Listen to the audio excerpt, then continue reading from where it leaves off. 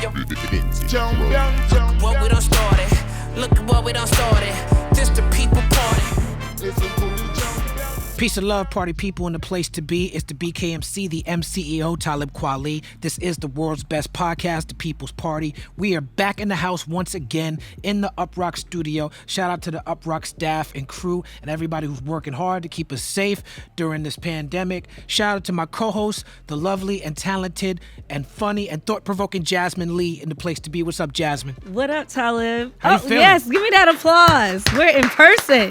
Louder. I'm just kidding. You gonna get us fined for COVID violations. There's too many people in the studio clapping. It's just two people with really large, loud hands. No doubt, it's sound effects. What's up, Jasmin? How you feeling? I'm feeling great, refreshed. We getting into some real gritty, grimy New York City rap today. We getting back into our Wu-Tang bag today. Today's guest on The People's Party is one of my favorite people, one of my favorite individuals that I've met in this industry, in this business. He is a friend of mine. His influence on the culture is undeniable. Hands down, one of the best MCs to ever pick up a microphone, the most vivid, the most cinematic. His rhymes are brilliantly detailed street tales that rival the greatest scripts and screenplays of all time. He is a founding member of the Wu-Tang Clan who has no doubt captured your imagination on tracks like Protect Your Neck, C.R.E.A.M, from one of the greatest albums, not of hip-hop, but of music to ever come out, Enter the Wu-Tang, the 36 Chambers. Since that debut, him and his bandmates have continued to drop jewels and gems, giving us Wu-Tang Forever, the W, Iron Flag. Yes, I am talking about the MC who gave us Only Built for Cuban Linx Part 1 and Part 2, two undeniable classics. He gave us Wu Massacre with Method Man and Ghostface Killah, Shallah versus Wu-Tang, Fly International Luxurious Art, and Only Built for Cuban Linx 3, God willing, is on the way. He is an author, an entrepreneur, an absolute legend amongst MCs. The chef, Louis Rich, Lex Diamonds, Shallah, Raekwon is in the place to be. Peace, King. What up, Raekwon? Woo! Yeesh. Yeah, felt like I was getting the motherfucking Nobel Peace Prize. Yes. I love it. Thanks for the flowers, man. No Thanks doubt. for the flowers, you know? You deserve it, brother. You deserve it. You deserve all the awards and accolades that you got coming to you. Thank you. Yeah, man, lace them niggas, son. That's one of my favorite things to say. Lace them niggas. I say it all the time. I have a song with Anderson .Paak on my last album, Radio Silence, where I start that record, Traveling Light. Lace them niggas, son. I want to thank you for doing Violations off my album with me and the video. Ooh, I like that one. No doubt. Directed by R.A. the Rugged Man. Do you still drink Lager Berlin? Remember we was drinking that day? You put me on that shit. That was the first time I had it. Ever since then, every time I go in a liquor store, I ask them about it. No doubt. I might see a bottle somewhere, ask them, yo, you drunk this before, yo? They be like, yeah, I drunk it and shit. I'm like, yo, this shit tastes like fly shoe polish though. But Kweli put me up on this. This shit is mean though. We drinking this shit on tour. You know, I talk about it though, but I haven't drunk it in a long time though. Maybe I need to put a bottle. No doubt, that's that good scotch. Wait. What kind of liquor is Lager Berlin? It's old man scotch. It sounds like an old man something. Shit is like you feel like a rich leprechaun with you know, the bread is just super up and you just want to have a drink and just cool out. You know? Doubt. Nah, but yeah, Lager Berlin. You gotta like smoke a cigar and sit on some fine Corinthian leather when you drink it. With your pinky up. We've also been on records with High Tech, where it all started. Royce the 5'9", Give Up Your Guns. Couple more records, we might have an EP. Come on, B. Come on, man. It just shows the train tracks we built. No doubt. Now, I met you in the elevator, Loud Records. And you said it, Loud Records? Loud Records back in the day. When y'all had the Protect Your Neck Method Man cassette. Okay. And I got in the elevator with you and you said, yo, you listen to hip hop? And I said, yeah. And you gave me that Protect Your Neck cassette. That was the first time I heard of Wu-Tang. So you put me on directly with Guerrilla Street Level. Fuck out of here, serious. Man. Serious. Put that on everything, man. On everything. Wow. That's how we met. I mean, and you know, we didn't meet. You was just on your street promo shit. But I was trying to get on Loud at the time. See, that's why it's so important for us to talk about things like this because, you know, I feel like I feel like we pharaohs and we kings at the same time, because we out carrying out a mission, and we out to spread it to the people that we know inside really care about what it is to even see who they really are. So it's like a lot of people I bump into, they like, yo, Bing Bong, you did. I'm like, yo, get the fuck out of here. And, you know, for me to see them live out their goals and get those achievements that they striving for, and knowing that I had something attached to it, it blows my mind. It's like sometimes I just want to go write it down in a book real quick and just remember it. No doubt. Because these are the things that the Most High pay attention to, and it's like, yo, this is why you here. You know what I mean? This is what I needed you to do. Word. So to just bump heads with you on some before your thing started and you became the legend that you are, because you're a legend in the game itself. It's really honorable to know that I had some attachment to you with that, you know? Yes, indeed. I mean, my first promo shots. That's teary-eyed shit right there. That's beautiful, bro. That's beautiful. My first promo shots was I was wearing a Wu-Tang t-shirt. You know, you take your amateur promo shots, and I just had a Wu-Tang shirt on that day, and I was like, when I remember getting them back and being like, I'm not in the Wu-Tang. Why I got this shirt? Nah, that's real, though. That's real. Word. That's awesome. That's real. I'm actually a single mom. You were raised by a single mom. And on the internet, there's a very touching video of you talking about everything that your mother instilled in you and how she believed in you. How did her encouragement help you to chase your dreams? Well, Jazz, just to keep it 100, like, she was everything. I remember my mom telling me at one point when I was a kid, I'm your mother and your father, you know? And I respected it because, you know, she was also distilling in me, you know, life is going to be good one day for us. All we got to do is just not ever feel incompetent to anything. You know, she instilled that to me. Whatever you do, son, do it to your best. I started jumping into sports. I dived into that world. You know, certain things she kind of pushed me into because she always told me like, yo, you know, this is just the beginning.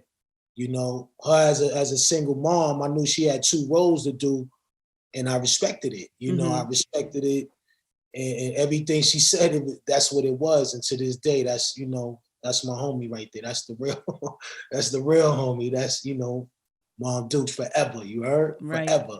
And I always want to shout out to the brothers and sisters that lost their moms, you know, through the trials and tribulations of life. Because when you lose them, it's like it's another level, you know. It's like you enter a different path now. So mothers, I salute mothers to the fullest, and definitely, you know, single parents that just do their thing to their best ability. Like I ride for you every time. Strong, made me strong. Word up! Shout out to all the mothers. Great moms. Yes, indeed. Yes, indeed. We all come from a mother. And that's right. Not everybody's blessed to have that type of relationship with their mother, even though we all come from a mother. So that's a privilege and brilliant thing to have. I want to talk about Park Hill for a second. The Hill, Killa Hill, Killa Hill. Park Hill was built on what used to be the Fox Hills Golf Club back in the day. In the 1960s, it was built to capitalize on people moving to Staten Island after the completion of the Verrazano Narrows Bridge. And so there's this influx of people in Staten Island in the 70s, but there's so many people in this small area, and it became federally subsidized. And when that happened, job and unemployment became scarce. It became a very poor area. And because it became poor, naturally you get drugs and crime with poverty. Back in the 80s, it was called Crack Hill.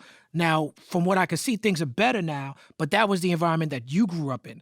So can you break down that environment, how it shaped you, and the differences between Park Hill and Stapleton? Well, you know, the Hill was different because the Hill was like, it was a bunch of nationalities in a certain radius where you see them every day. And everybody was into something. You know, if you go down the block and you hang out with the Spanish niggas, you know, somebody selling dope over there, you know. You hang out over here with the Africans, you know, the Jamaicans, all that. Everything is a hustle. Everything is a hustle. So Stapleton, it was right next to us, but Stapleton was more like they had their own facility where it was like, okay, you come in here, this is Stapleton, this is our projects. boom, the shit look like a jail from the outside because of the tears and all of that. So, you know, everything was like, once you walked into Stapleton, you see everything. With the Hill, it's just like going down the block. It's like an 8-mile block that you just walk down, and there's buildings, you know, on each side of the buildings, you know, where everybody hung out. So a lot of sneaky shit was going on in back of the buildings, on the side of the buildings. Some kids jumping out in the front, doing whatever they wanted to do.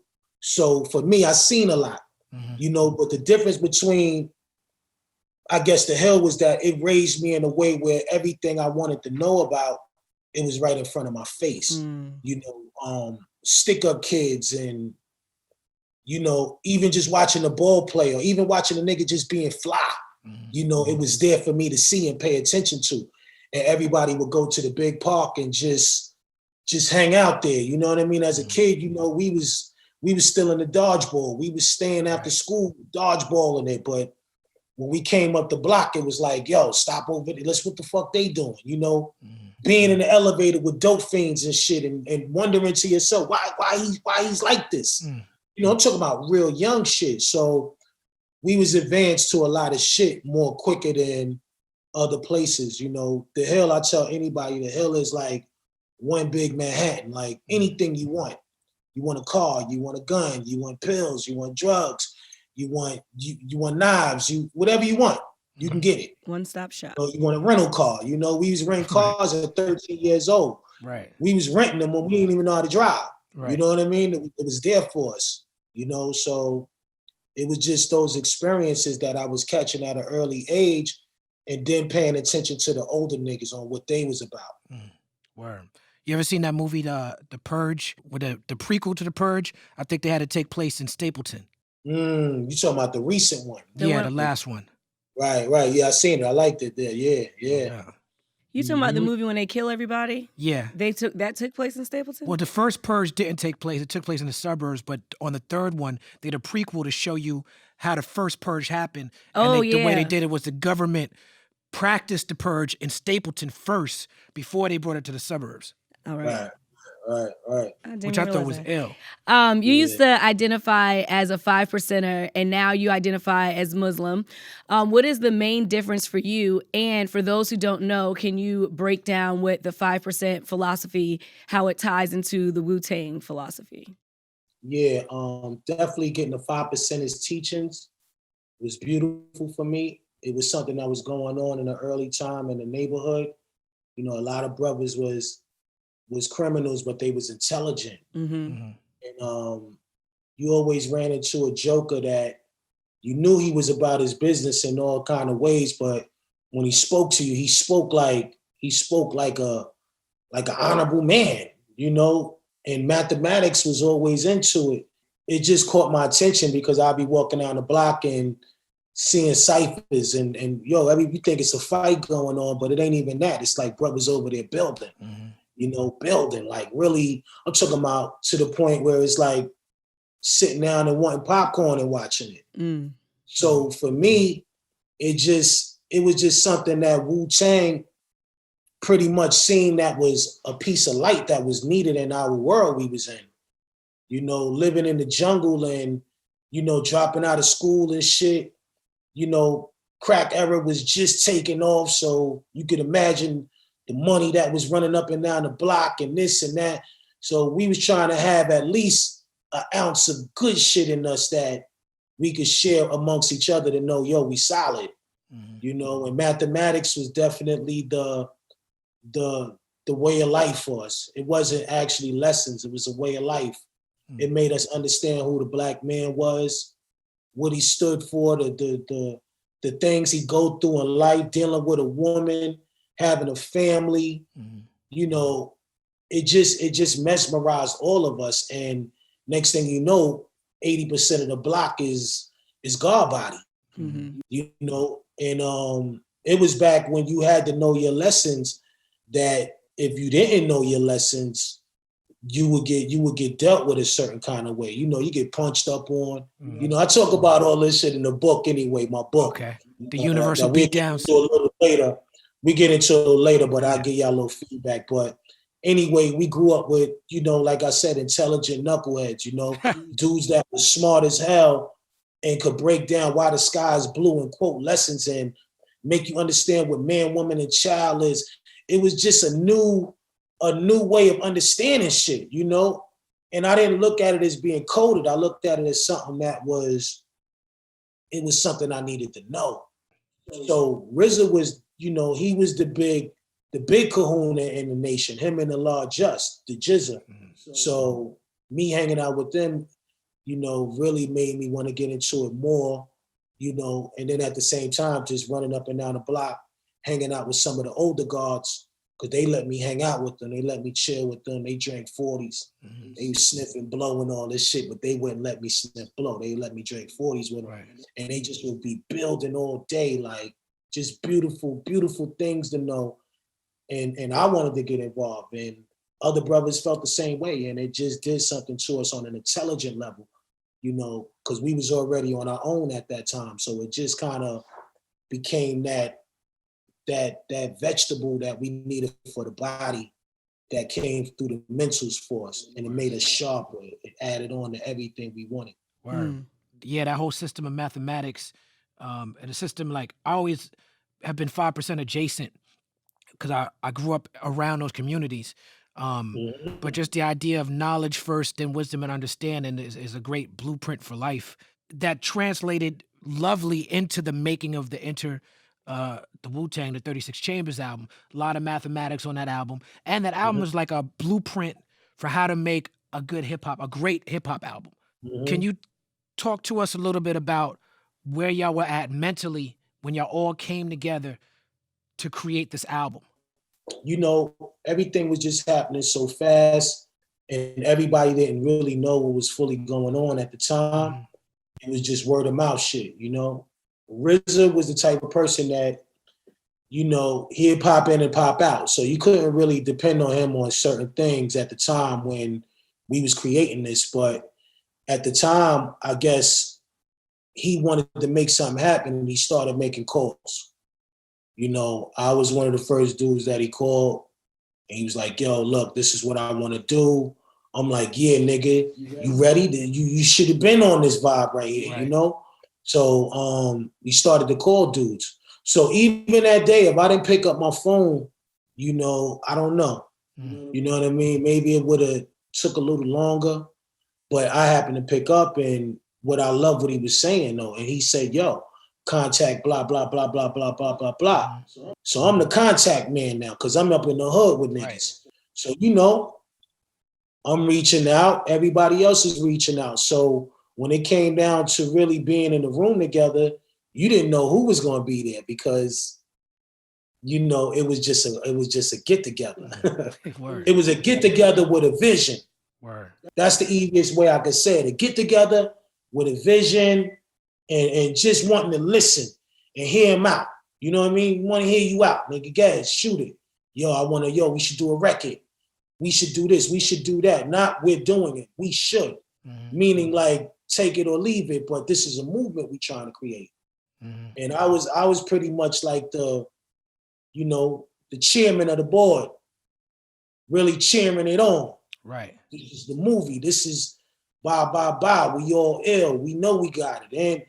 And the main goal is just to get acknowledgements from everywhere else off of Staten Island. We wanted other people to acknowledge, like, yo, these niggas over here get busy. Don't get it fucked up. Right. Really rhyme. We rhyme, we crime, we real, we smart, we get fly. We know all that Brooklyn shit, all that Harlem shit, all that shit is right down the block. We had something to prove. So I think everybody was just in the room amped to just represent the borough. Word. You know, the borough was the thing for us, you know? Word, Shallah. Can you take us into the writing of Can It All Be So Simple? What was it like putting that track together? It seems like your voice as a writer was so authentic and raw.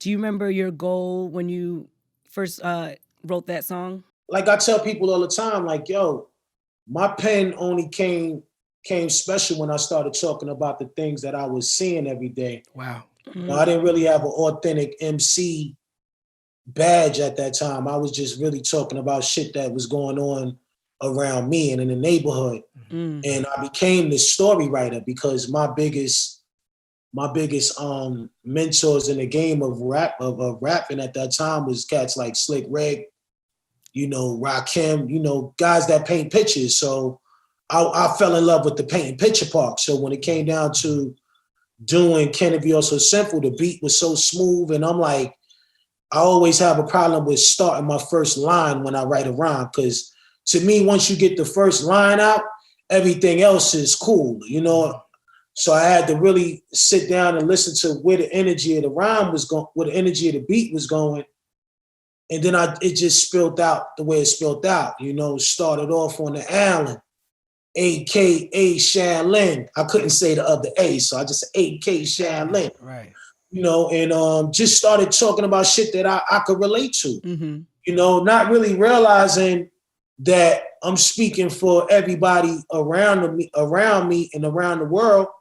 But it was just more personal for me because it was like, I'm starting to do things that I've never done before. Now I'm into this making record shit, and damn, I'm sitting around great MCs, but Chef, are you really a great MC?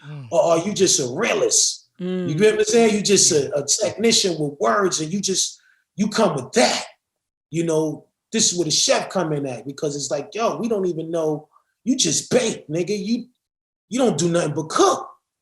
You know what I mean? I never really looked at it that far, but writing that rhyme, going back to that rhyme, it was just all facts I was just trying to throw in there and do it, and doing it with ease without even looking at it as a rhyme, just looking at it like, a verse. Yeah, you did the same thing on C.R.E.A.M. Like, it's such an ill record. I grew up on the crime side, the New York Times side, staying alive on the job. Our secondhand mom's bounce on no man. The track. It's the tracks. It's the tracks that just take me somewhere where it's like, now I'm in a room by myself, but I'm still in the studio with my niggas. Yeah. You know what I'm saying? But I'm in a room by myself. So it's like, oh shit, this beat sound like this.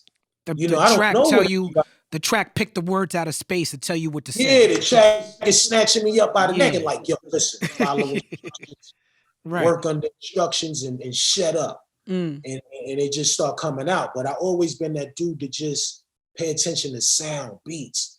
I'm big on beats. You know what I mean? That's something I love. So when making that record, I knew that it was so totally away from an energy song or a dancey record that it was like, we still need it though, Raw. Yeah. And it was dope. Everybody was like, masterpiece. I love it. Yeah. Boom, boom, boom.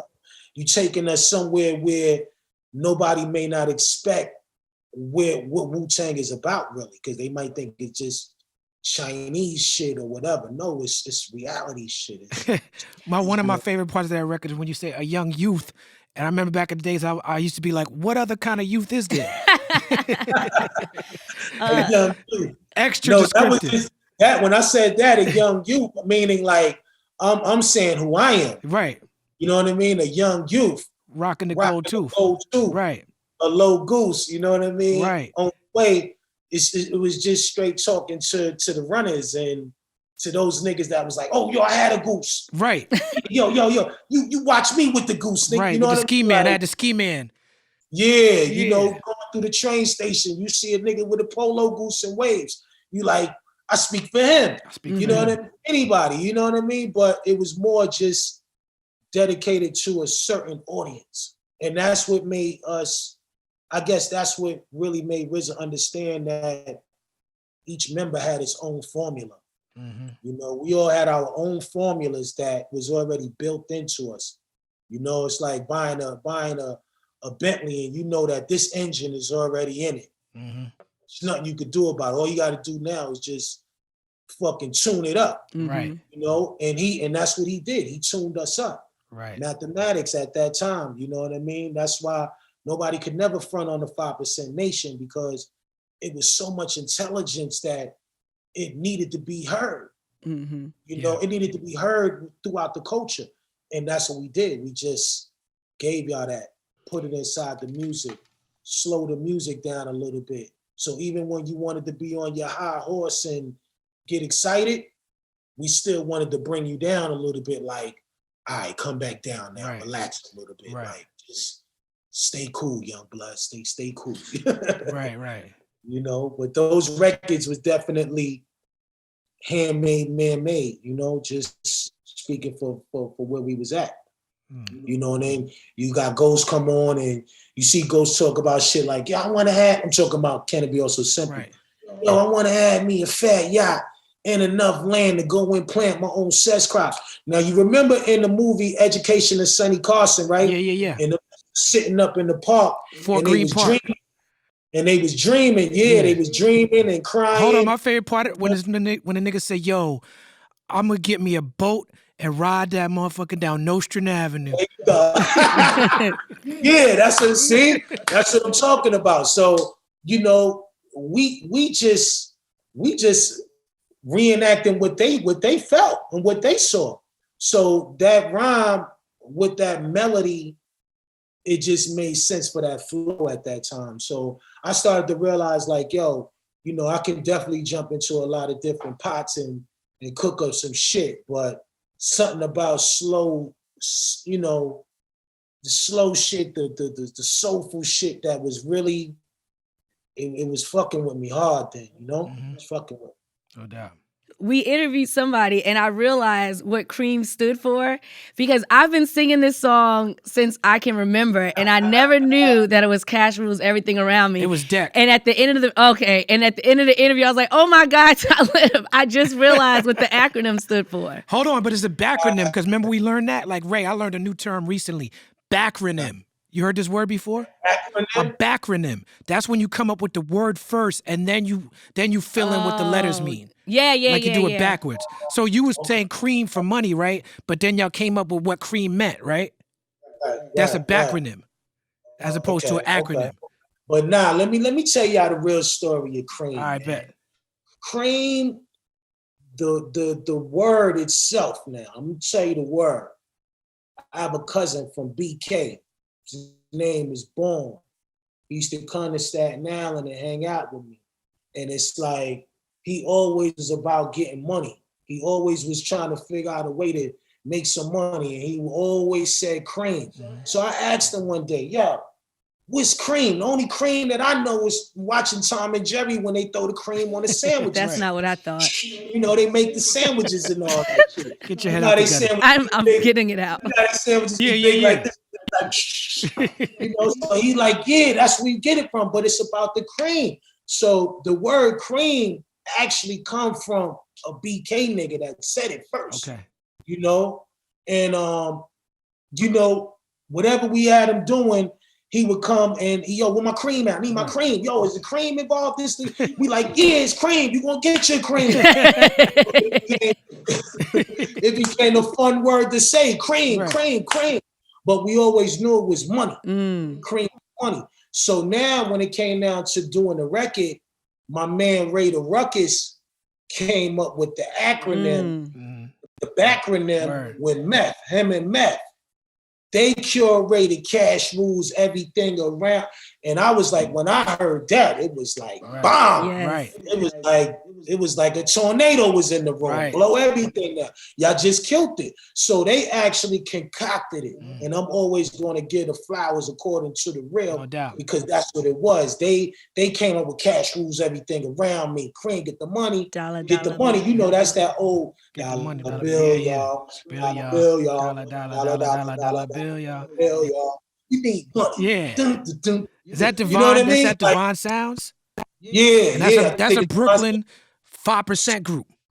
You see how everything is connected without us even knowing. See, that's something I gotta go right down on the wall again. Like I told you earlier, it's about writing little things down that you don't even know is prophecy. You know what I mean? That's already written. Yeah. So anyway, like I said, the hook was magnificent. It was perfect. Meth at that time, he was Captain Hook. You know, RZA called them, yo, we need Captain Hook. Captain Hook. Captain Hook came through, smashed it, because Meth was the bread, you know, Meth was our LeBron. Yeah. You know, he was our LeBron James on the block when it came to MCing. No doubt. You know, Cap was more like a Durant. You know, I was more like a you know, a Kyrie Irving nigga. You know what I'm saying? Like, Yeah. you know, but yeah, man, you know, C.R.E.A.M was a big record, man. And it goes back to it being slow, but being serious, cinematical, you know. That's when I really noticed that, yo, your rhymes, Ray, you tell a lot of stories. You tell your story, like you get more excited with the stories. And that beat actually, I held on to that beat because back then, fucking with RZA, it was like you had to grab a beat because 9 niggas come in the room if you don't have beats, that's on you. So you gotta almost like come in the house and yo, that's mine. You know what I mean? Boom, boom, boom. So I snatched that beat. Oh wow! So we had that beat in the cut, maybe like 3 or 4 years before actually that beat even touched on. Wow, and it still sound fresh. Yeah, so you know, we knew we had that one tuck. RZA knew my voice was it. It was my track. We using it.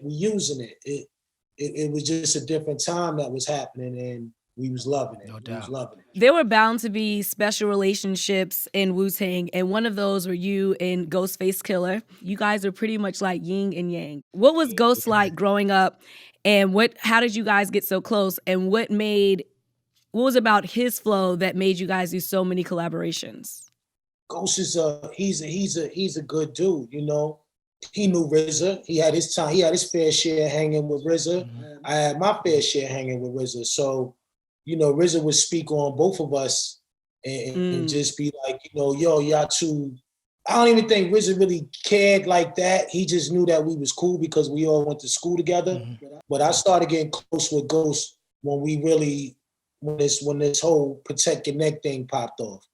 You know, when that video happened and all of that, and you know, now his block is coming to my block, and my block is coming to his block, and we the lieutenants of our areas. So it's like 2 lieutenants, a bunch of soldiers out there that's under our guidance.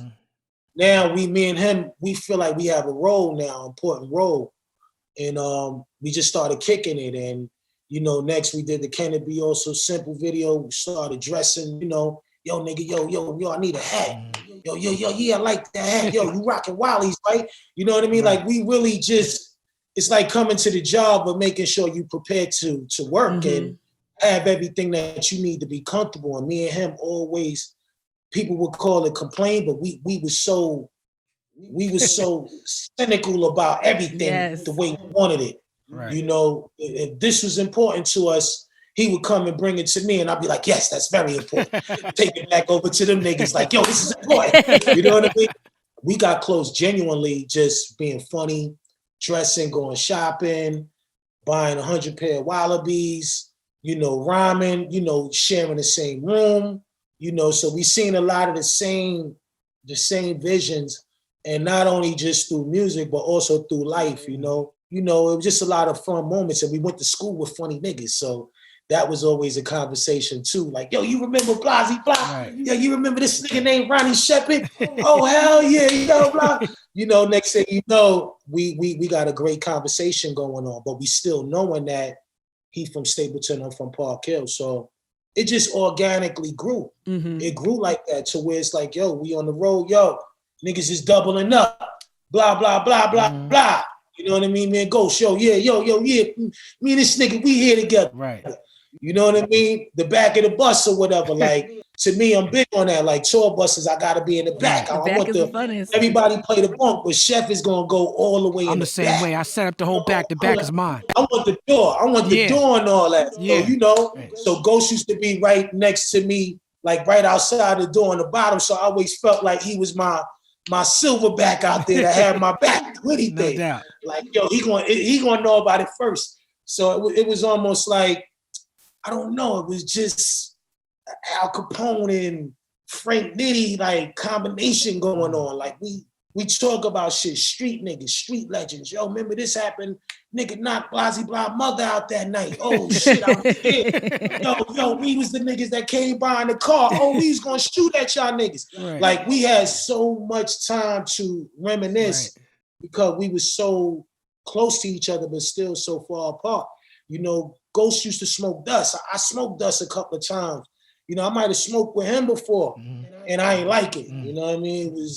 It was like drinking like 30 bottles of tequila.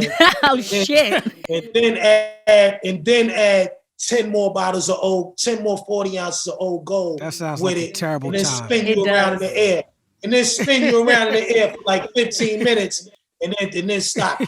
That's how dust felt back then to us. Oh So shit! I couldn't hang. I couldn't do it no more. I'm like, yo, I'm going back to the weed, blah blah blah. But yeah, our combinations was perfect, and like I said, anytime a rhyme was being made, it was like we would review each other. We personally, it would be like a review.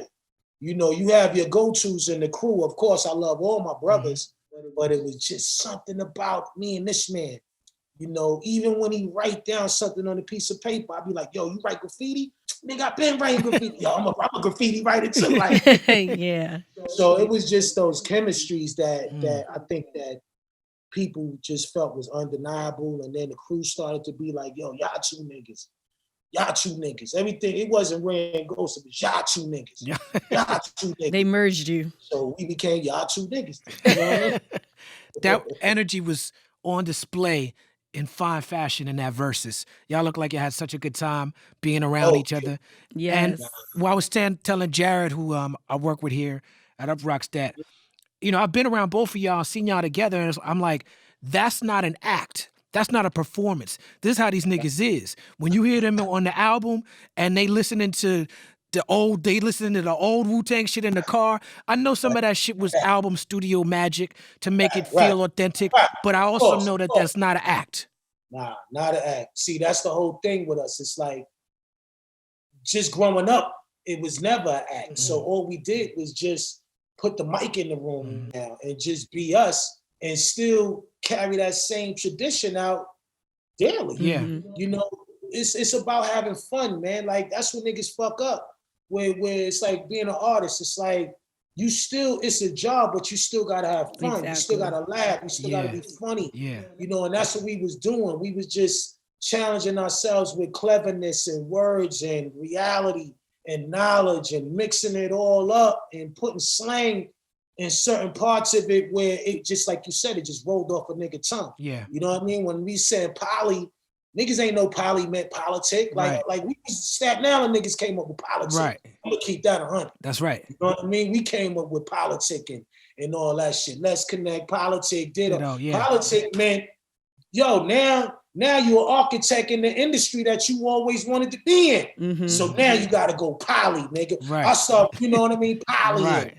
Pop 3 called Molly and Jug Somalians, poly and you know what I mean? It was the slang, but like you said, it was always natural. It was like a snowball of natural shit that niggas was getting hit in the face with that we was just like, yeah, nigga, that's Staten Island shit. You get what I'm saying? Yeah, yeah. Staten shit. Now, you know? I seen your interview with Breakfast Club, and because obviously the Wu-Tang American Saga shit on Hulu, it start with the character playing Raekwon.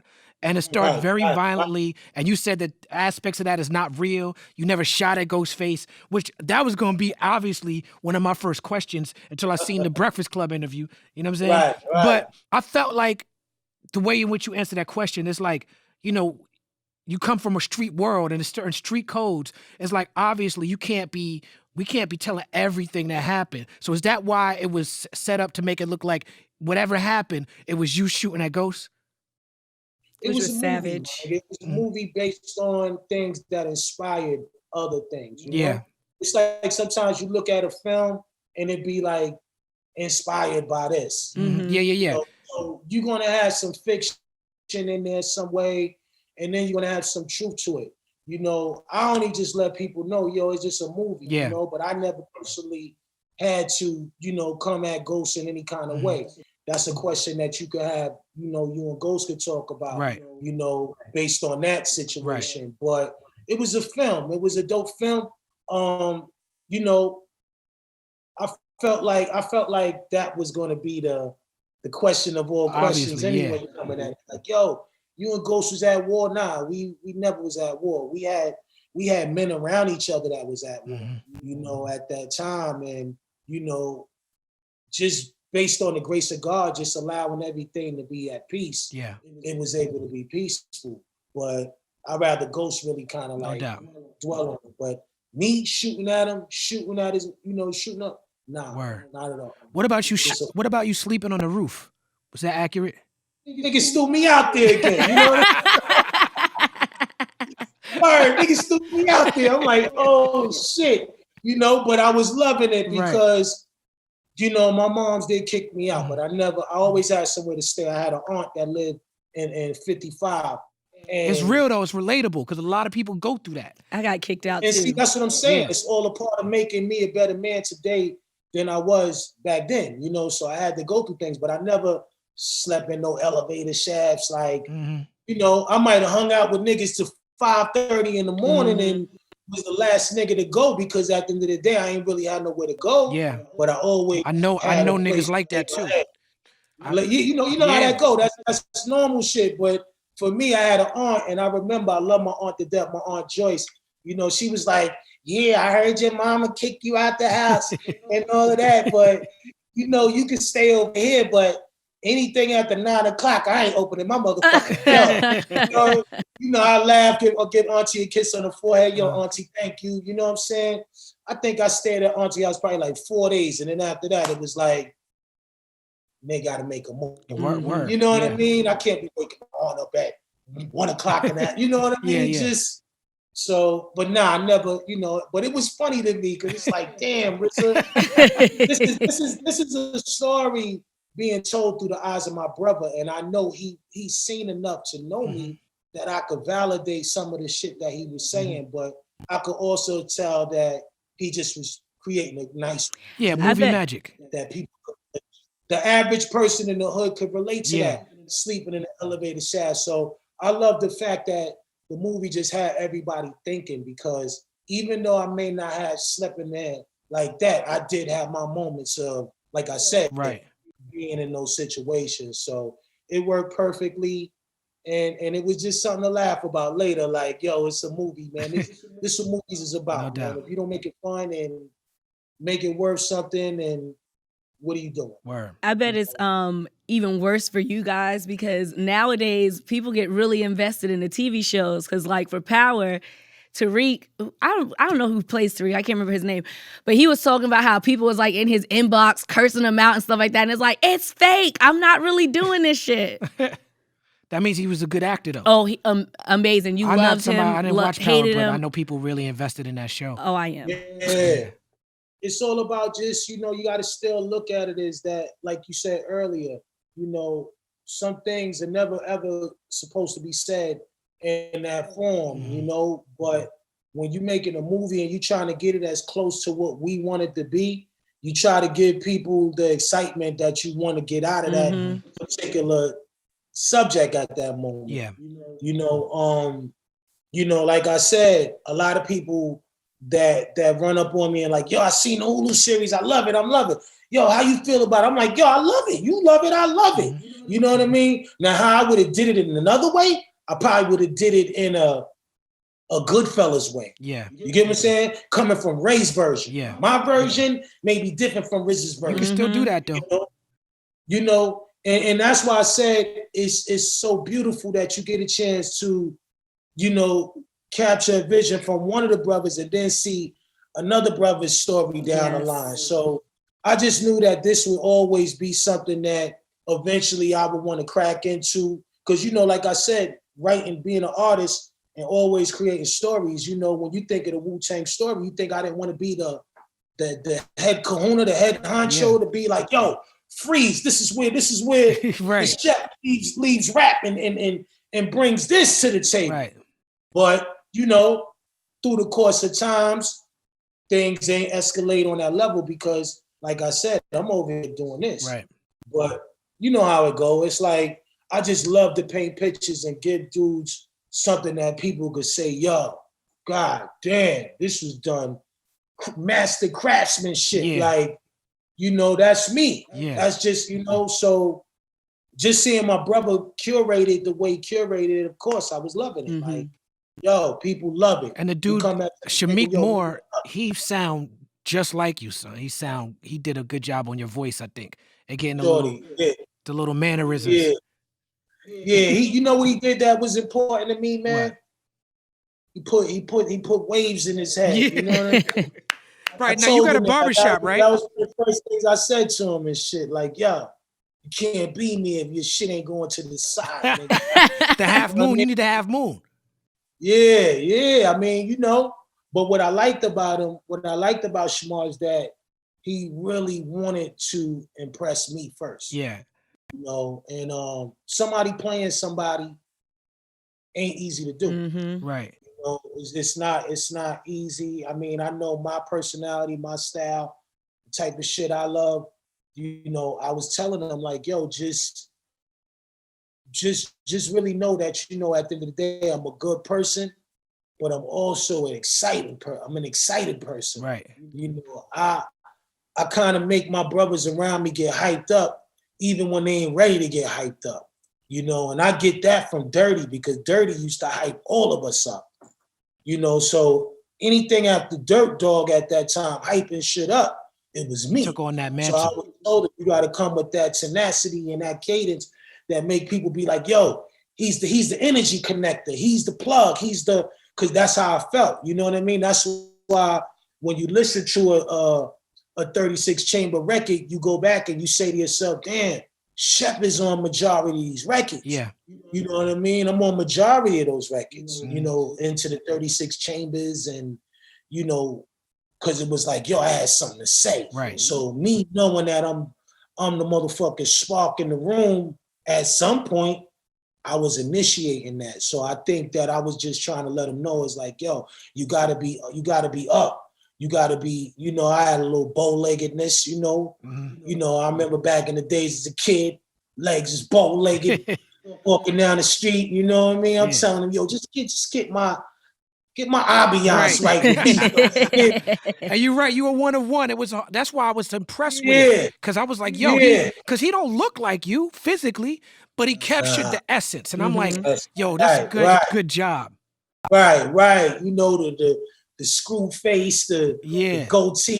You know what I mean? Yeah, when I sit back, I laugh at it. You know, it was a time when I was watching my mom's and shit. She's like, yo, I was like, Mom, you think that's me right there? She's like, son, he's doing good. He's doing son. good. And if your mother, that's the ultimate critic for somebody play you in a TV show. Moms hit you and say, yo, that shit was whack. Then it's like, damn, yo. But she bigged him up. She's like, yo, I like it. No doubt. Okay, good. He you know, he definitely captured the essence, and you know, he's a young actor that really takes this passion on in a great way, and that's what I respect about him. Yeah, shout out to everybody on that show, Dave East and the young man who played RZA, I don't remember his name, but he did a good job in the Equalizer shit too. I mean, just that whole crew, you know what I mean? Dave East, all of them. It's like just to see them Joey Badass come back, you know, Badass, of course.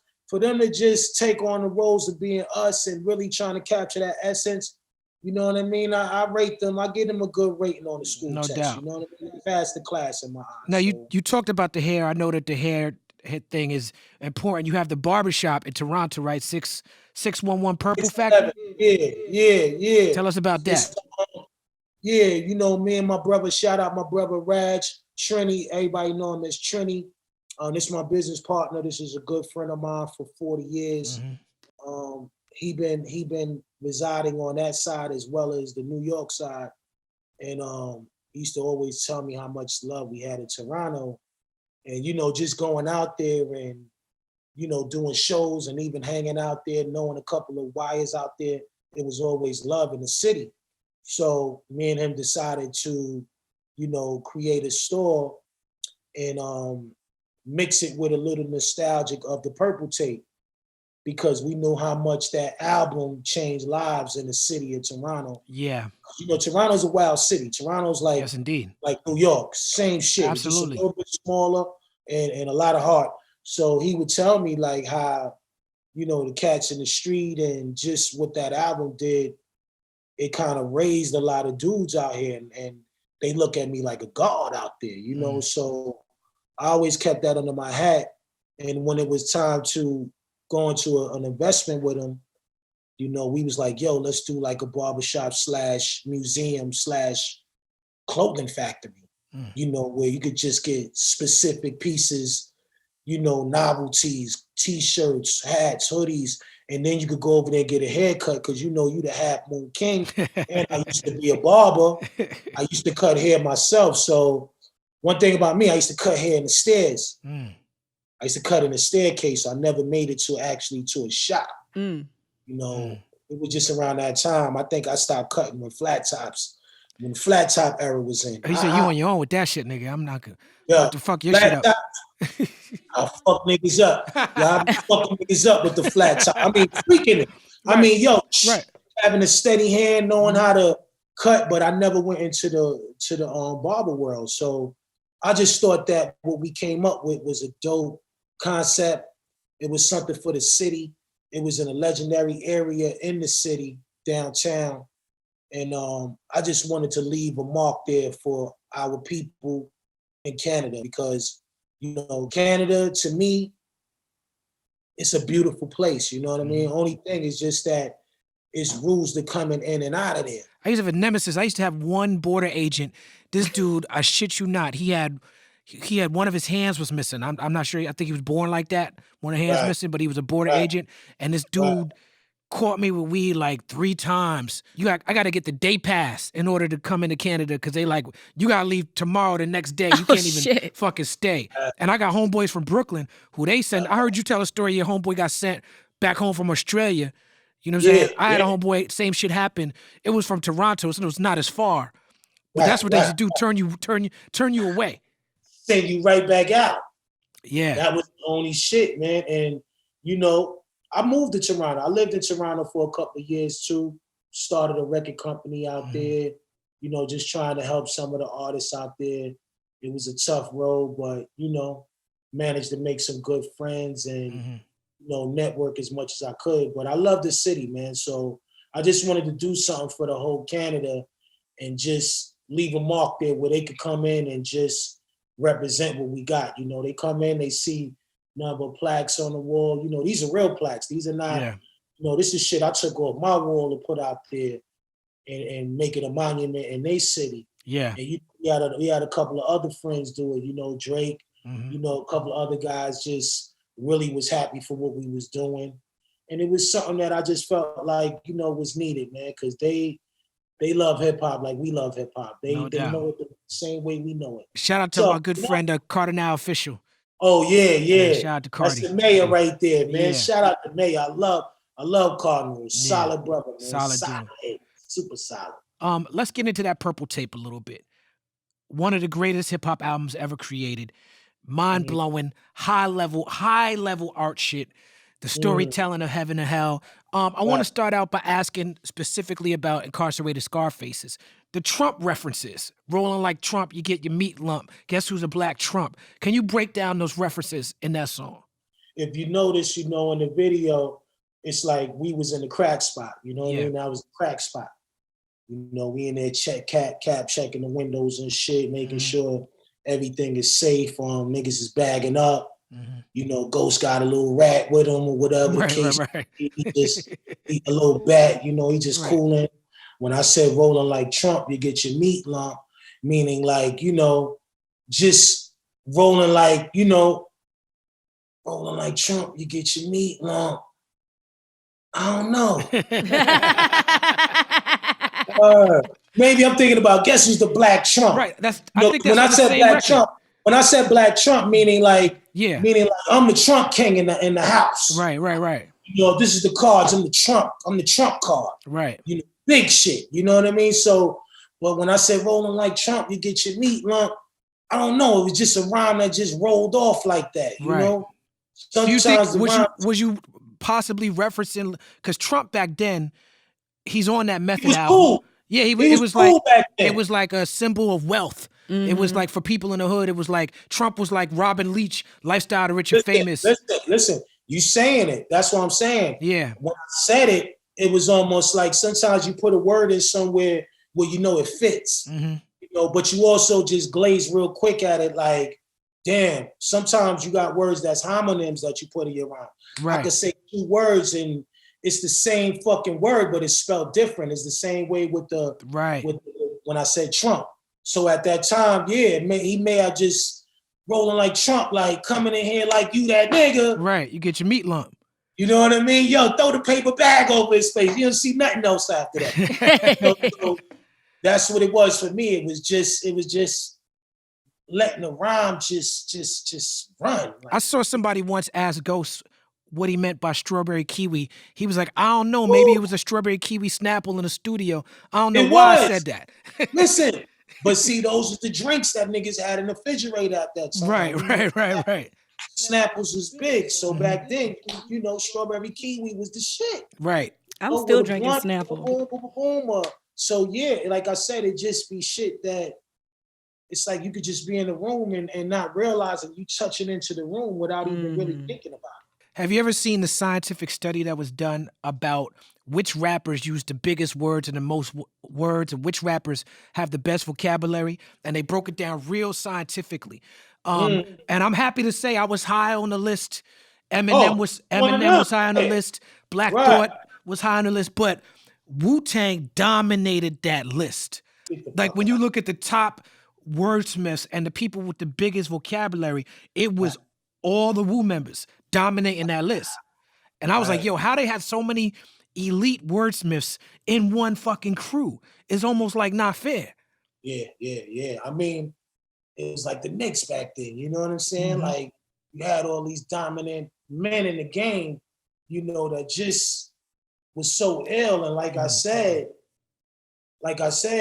you ain't gonna get that no more. You're not. It was too much high explosives in one fucking shell. Right. Like that one bullet that penetrate through everything, steal everything. That's how I felt being in the room with 9 dudes. Like they all was dope. So it really just was all about being able to pass the class. Yeah. This is a class of Navy SEALs, and the niggas say, yo, you gotta hit that watermelon with this fucking 2.5, nigga. Right. And you gotta be on one roof, shooting up at the other roof, and it's gonna be under somebody's window. Right. Could you hit it? You got some niggas that's like, yo, I'm hitting it with flying colors. You got some niggas thinking about it. You got some niggas going to the other room to figure it out. It felt like that inside this fraternity of real lyric niggas. Like we all real lyrics. And at the end of the day, you always check off the 2 generals, the Jizza and the RZA. The RZA Ben had 1,000 rhymes. The Jizza Ben had 2,000 rhymes because he might have gave 1,500 of them fucking, he might have gave 600 of them rhymes out of his 2,000 to RZA. Being in the room with that kind of energy, it's like, you gotta come. So we all started to get better as we listened to each other. Yeah. You know what I mean? Yeah. And everybody has a certain jacket that only you wear. Yeah. You know, I don't give a fuck, you know, U-God, his voice, he had that voice, that raw. I did U-God for the hip hop honors. Roll, yeah. I'm gonna give that verse. No trivia. Roll like cocaine straight from Bolivia. And I did U-God because I was like, on that song, someone's gonna be like, I want Rae, I want Ghost. I'm like, yo, U-God on that song got the verse. Y'all sleeping on that verse. Yeah, U-God always had that voice, man. We interviewing Jeff Ross, the comedian, later on, and his OG was Buddy Hackett. And I'm studying Buddy Hackett, the old school comedian. He said, they asked him if he's the funniest comedian. He said, yeah, I'm the funniest comedian for at least one night. Everybody got one night to be the funniest comedian in the room. And that's what Wu-Tang, everybody had one song at least to be the best nigga on that song. Yes. Right. And see, the whole thing with that is that it wasn't like we sat down and said, oh, we got to make you shine. Oh, we got to make you shine. Oh, you got to shine. No. You get in where you fit in, nigga. This is the fucking Navy right here. Like, yo, you can't swim, nigga. Right. You got to dip. Right. So it wasn't like you had to make that record your record. Yeah. However you did it, you know what I mean? And sometimes going first, it may come off as if it's easy, or it may come off as like, yo, let me get my shit out the way because I know they're going to start lacing this shit. Right. They're going to start tearing it up. So it could go any way. And like I said, when you look at that album, 36 Chambers, everybody got a piece of wreck on there. Right, That, right. you know, everybody got a piece of wreck. I don't give a fuck. You know, all of us, you know, we lit it up. And that's what made it even more special is that the highlights, when you look at after the shit, and you like, damn, yo, you really bust your gun. Yeah. You know what I mean? Ghost, living the life like Pablo Escobar, point blank, as I quit the square biz, there it is. Yeah. You know, just letting it flow. Like me on Into the 36 Chambers on Protect Your Neck, I jumped in second because I got inspired by what I heard Deck go first. Deck, yeah. That's one of the best intro opening verses of all time. I couldn't even wait. It was like, you know how you got a dog and shit, and you like, yo, get back, get back. Get the fuck back. That's what it sounded like too. I was just you was barking on him too. You barking on that track. That's loud, Raekwon, because there's loud, boisterous, like Raekwon, like hitting you with the bat and all that type of shit. And then there's older, more smooth, refined Raekwon. You're doing more this. Two different cats every time. Yeah. Two different cats though. Yeah, but, no doubt. That energy back then was a little bit more ripe. It was more ripe, and I was excited. Yo, you know, Rhymes, Schwarzenegger. Yeah. I'm gonna get mad deep, like a threat, putting in my little metaphors. You know what I mean? Yeah. Blow up your projects. Take it now. I'm testing my words out now. Right. My word play out. Right. So I was just really having fun. I wasn't really trying to go for the kill. You know what I mean? Just trying to keep the momentum. So when I pass the baton to the next nigga, he know what he got to do now. I didn't slow this shit up. You better not slow it up. That's right. And whoever that's a great else, metaphor. Pass the baton. Yeah. So every time, you know, that was just our formula. It was just that mentality, you know. And then, you know, put the cherry on the top. Who gonna put the cherry? Oh, Jizza. Yo, my clan is thick like plaster. You know what I mean? Like, split a nigga back like a Dutch master. Yeah. Split a nigga back. Yeah. So to me, it was just like, I don't know, it's like the Jacksons all over again. Word. I want to give a shout out to a good friend of mine, Planet Asia. Love Planet. I love Planet. Me too. He talks about Biggie's Juicy being supreme alchemy, because he says what Biggie was saying on that song, he didn't have them things when he said it. He manifested those things with his words. And when I listen to Cuban Linx on Striving for Perfection, y'all are doing that. Like, y'all are having this conversation. First of all, you start the album by setting up the scene. It's like a real movie. It's like there's not even a raps at first. You just got to get into the vibe first. And the things y'all saying about, man, we going to stop selling drugs. We going to get this money, but yo, we not going to fuck the money up. This is how we going to do it. You know what I'm saying? We going to make life better for us. Y'all actually did that. That was that supreme alchemy that Planet Asia was referring to. It was knowing that this album, it has to take care of niggas, man. This shit can't put me back where I came from. You know what I mean? We was taught this in lessons at that time that it's all about striving. As long as you striving, you're going where you need to go. Facts. You're gonna go there. You're gonna get there. It's all about. So for us making that album, it was like, yo, we gotta put the skit in the front to really paint the picture of, so everybody can understand what we trying to do here. Like, it's not just. Before it was just trying to represent. Now it's time to just put a milestone on this shit right now. Right. You know, we got everybody attention. All eyes is on us. Right. So yo, let's tell them let's tell them everything. But we're gonna start off with this. And that's what we did. And I think that's the story of a lot of hoods. Yeah. A lot of niggas, man. A lot of niggas out there, yo, man. We gonna try this shit, man. If this shit don't work, man, I don't give a fuck what part of the world you at.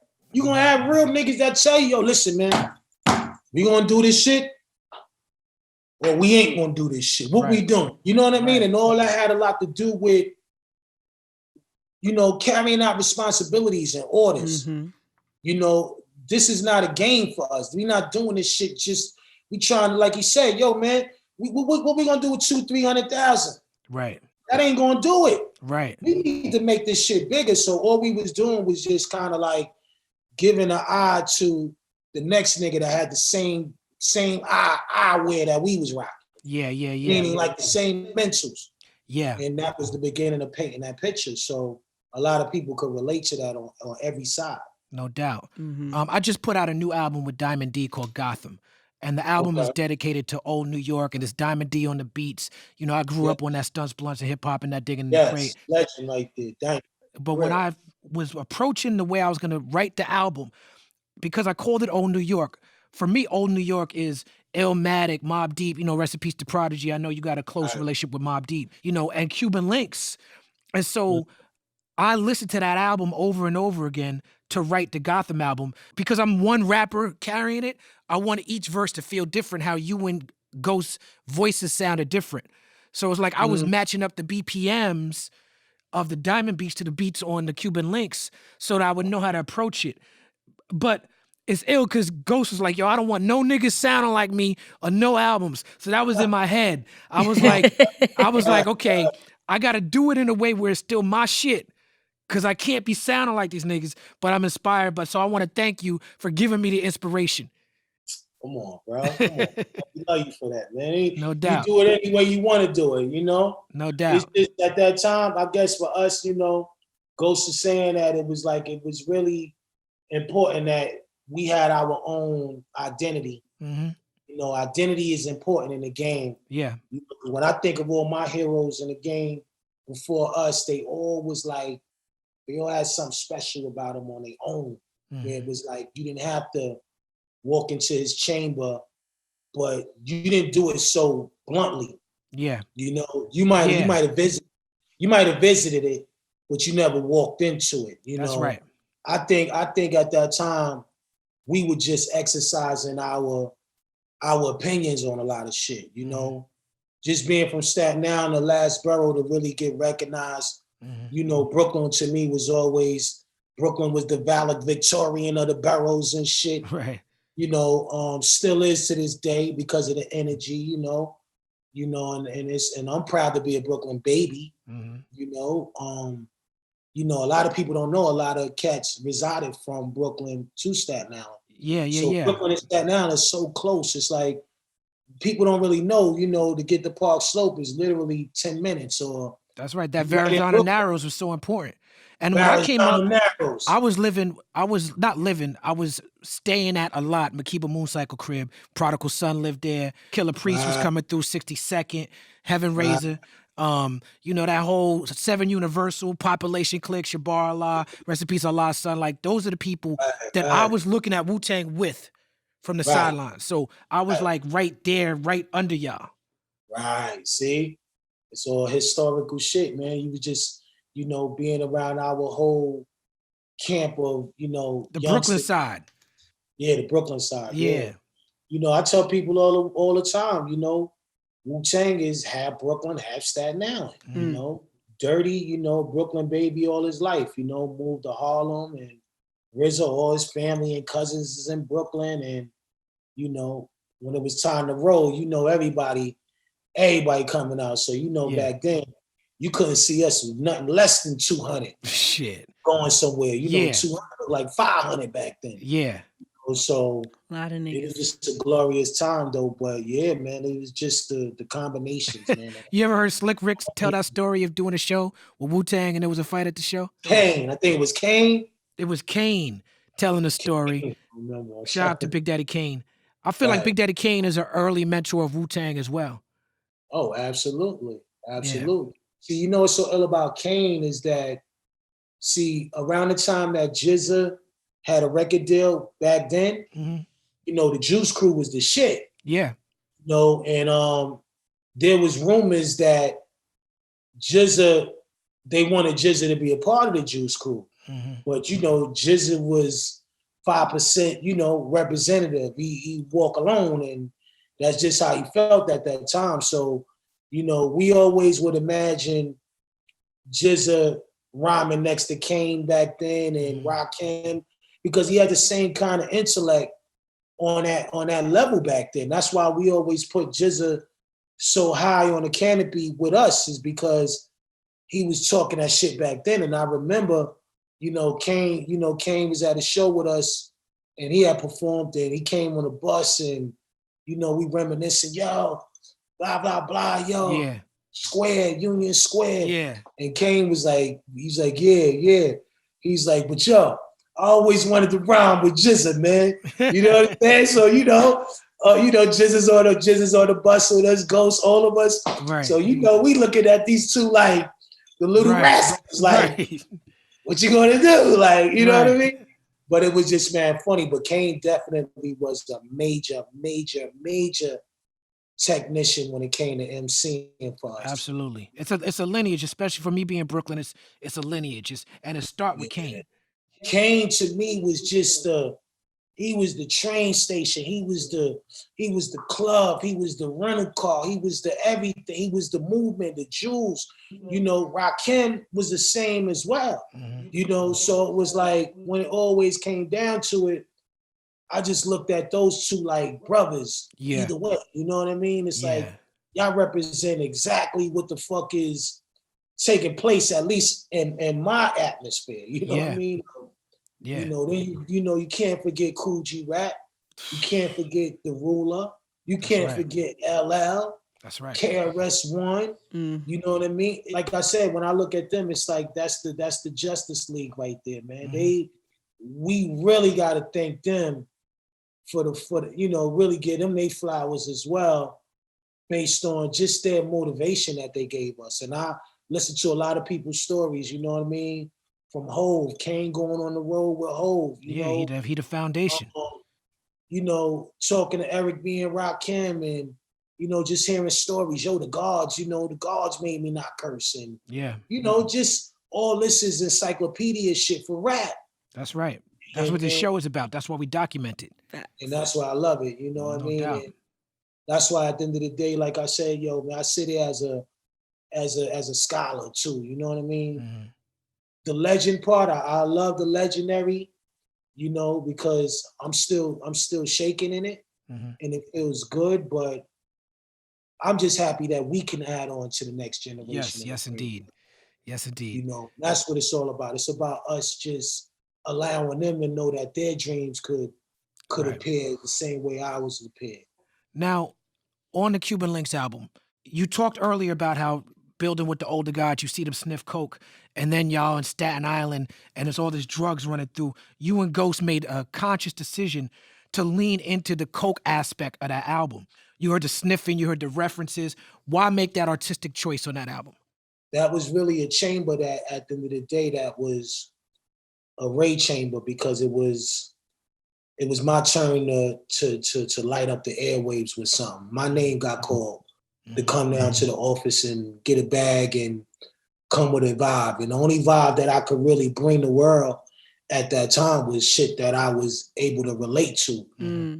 And Ghost, of course, he could relate. And me and him was so neck brace tight at that time, you know what I mean? It was almost like, yo, you know what I gotta do, but yo, you coming for the ride, right? You know what I mean? Yeah. That was my energy. Yo, you coming, right? He was like, what? Am I coming? Nigga, I'm in front of you, nigga. I'm protecting you, nigga. I'm right next to you, nigga. Nothing move without this. Right. And I'm like, yes, that's all I needed to know. You know what I mean? So it was me not only having a deal and saying, damn, yo, I got my own solo shit. It was like being happy and nervous at the same time. But one thing about me, I loved the excitement. I wanted to do it bad, but I wanted to do it my way. And the way that I wanted to do it was having my brother attached to me, you know? And we basically will talk about the shit we both know about, the streets only. This is another chamber. So now everybody get caught up into this karate vibe and all of this and that and this and that. Now we're gonna give you the mafia version of the karate vibe. And that's where Cuban Linx came, and RZA already felt my energy on that. He knew exactly what we wanted to do. You know what I mean? I was picking out the beats. Ghost was picking out beats. We was picking them out together. Y'all was in the zone. Yeah, Ghost says no other producer can compare y'all on that. That's y'all was in the zone. Y'all was locked in. At that time, the Abbott wasn't. He wasn't coming outside. He was. This dude ain't care about being in the house all day. Like Like, you know, he just wanted to be downstairs. He seen something, whatever he seen and he felt at that time, you know, it forced him to to just stay down there. Right. And, you know, we would frequently come down there and, oh shit, here's incarcerated Scarface. Oh shit, that beat.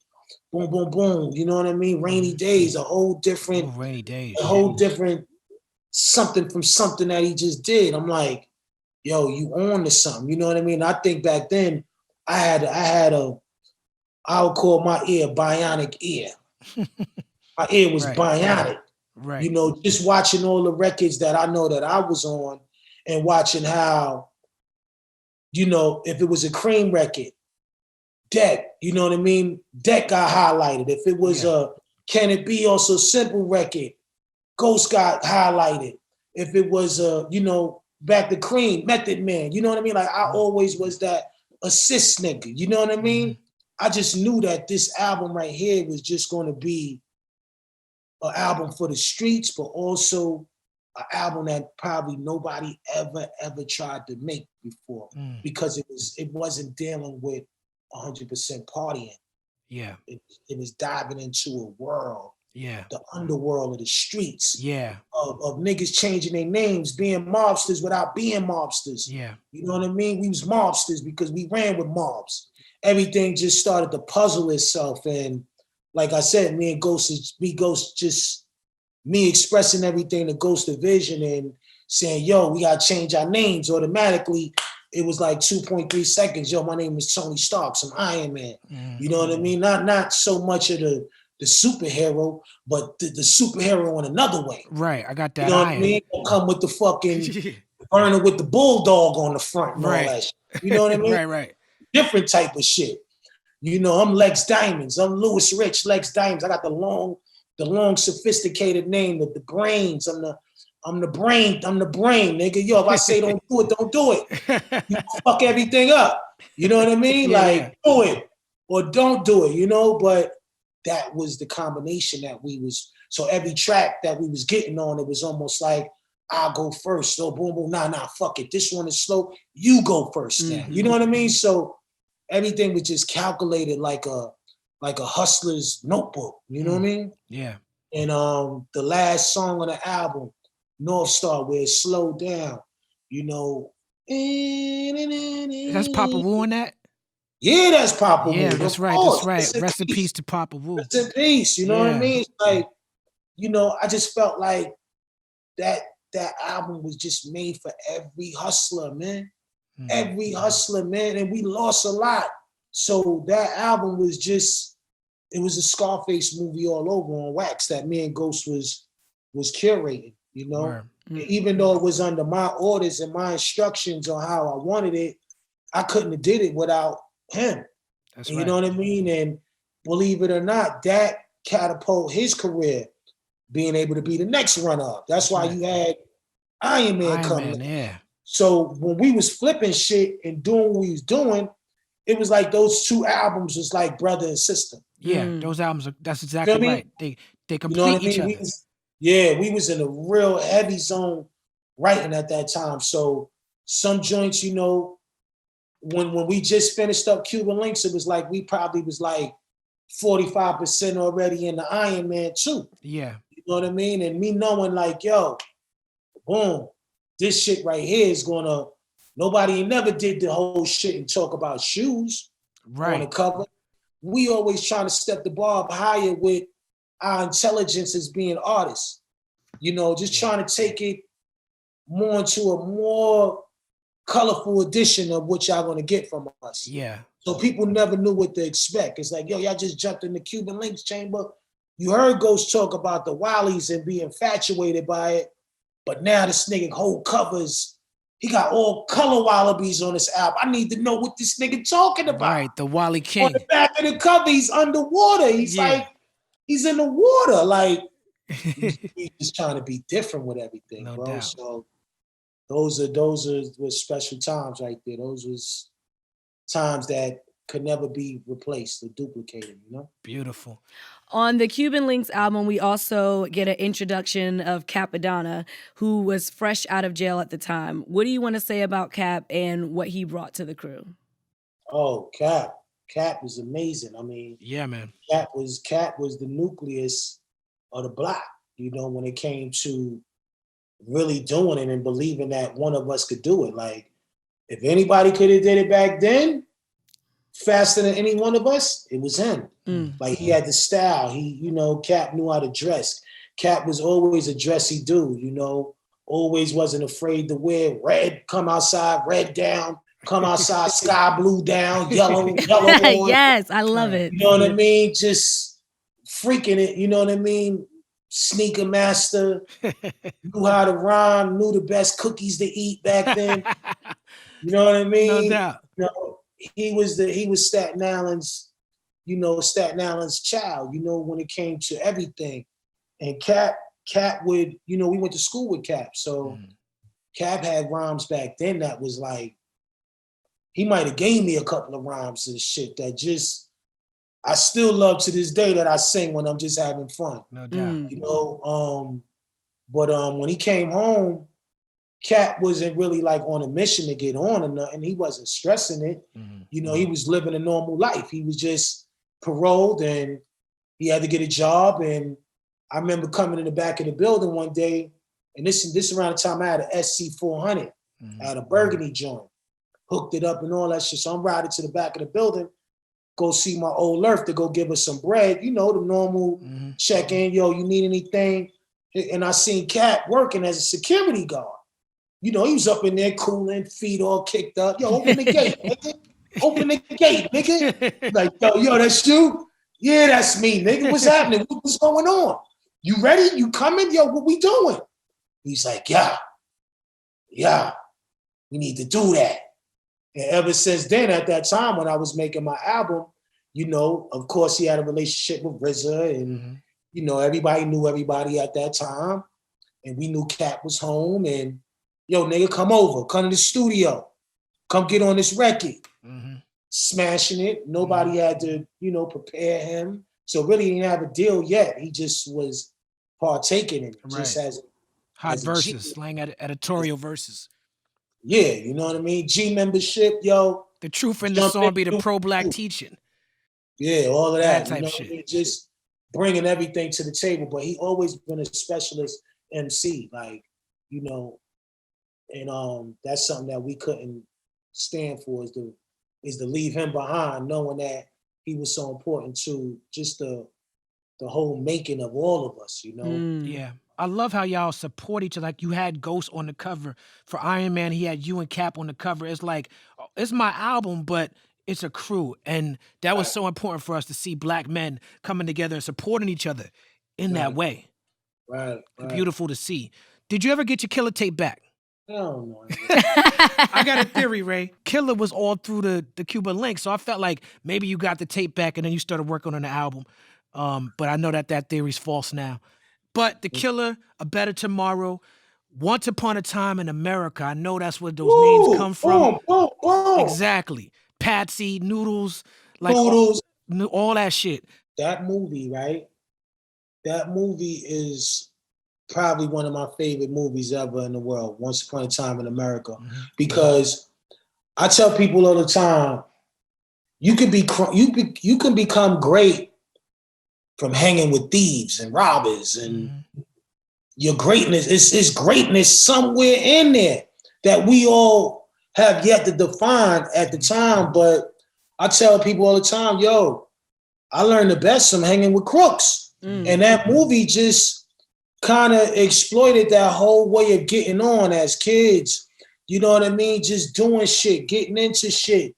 You know, then the brotherhood start deteriorating a little bit because we all have different understandings, but we love each other. We love each other with every goddamn muscle in our body, you know? And if you notice at the end of the movie, another nigga did his brother dirty. Yeah. You know what I'm saying? James Woods, what's the name? Max. Maximilian. Max did bad shit to Noodles. You took advantage of Noodles. Noodles loved you. yo, Max is so hurt, he killed his own self. Mm-hmm. You know what I mean? From the guilt that he felt on what he, like, come on.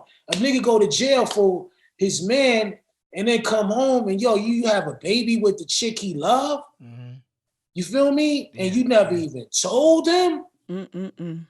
It's like, it's so many stories within just the brotherhood of how shit like that really happened in the fucking hood. And back then, if Not you're watching that necessarily movie, verbatim the way it happened in the movie, but I'm just saying how yeah.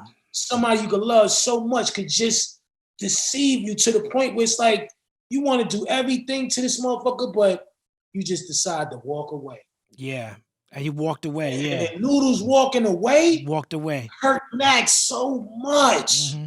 Cause he wanted Noodles to kill. He wanted Noodles to, yo, only nigga I want to kill me is you. Yeah. That's how niggas in the hood feel. So what the bottom line I'm trying to say is that, yo, man, you got 8 million stories that go on in the hood. Mm-hmm. But when you think of those kind of stories, you think about real brotherhood and loyalty being taken away from that crew. Yeah. Where's the loyalty at? So I could relate to these kind of flicks and movies, and like I said, yo, it was just little things I was just grabbing from some of these movies that meant so much to us and taught us a lot of shit that we was incorporating in Cuban Linx, in the Purple Tape. What's your top 5 gangster movies? Because I feel like you're a gangster movie connoisseur. Hell Up in Harlem is my shit. You know, that's when the niggas went up on the Italians and they stuck them niggas for that 300 racks and them Italian niggas Word up. came to hunt them down. All right, so that one, Hell Up in Harlem, Superfly, you know, Once Upon a Time in America, Goodfellas is the shit, Scarface.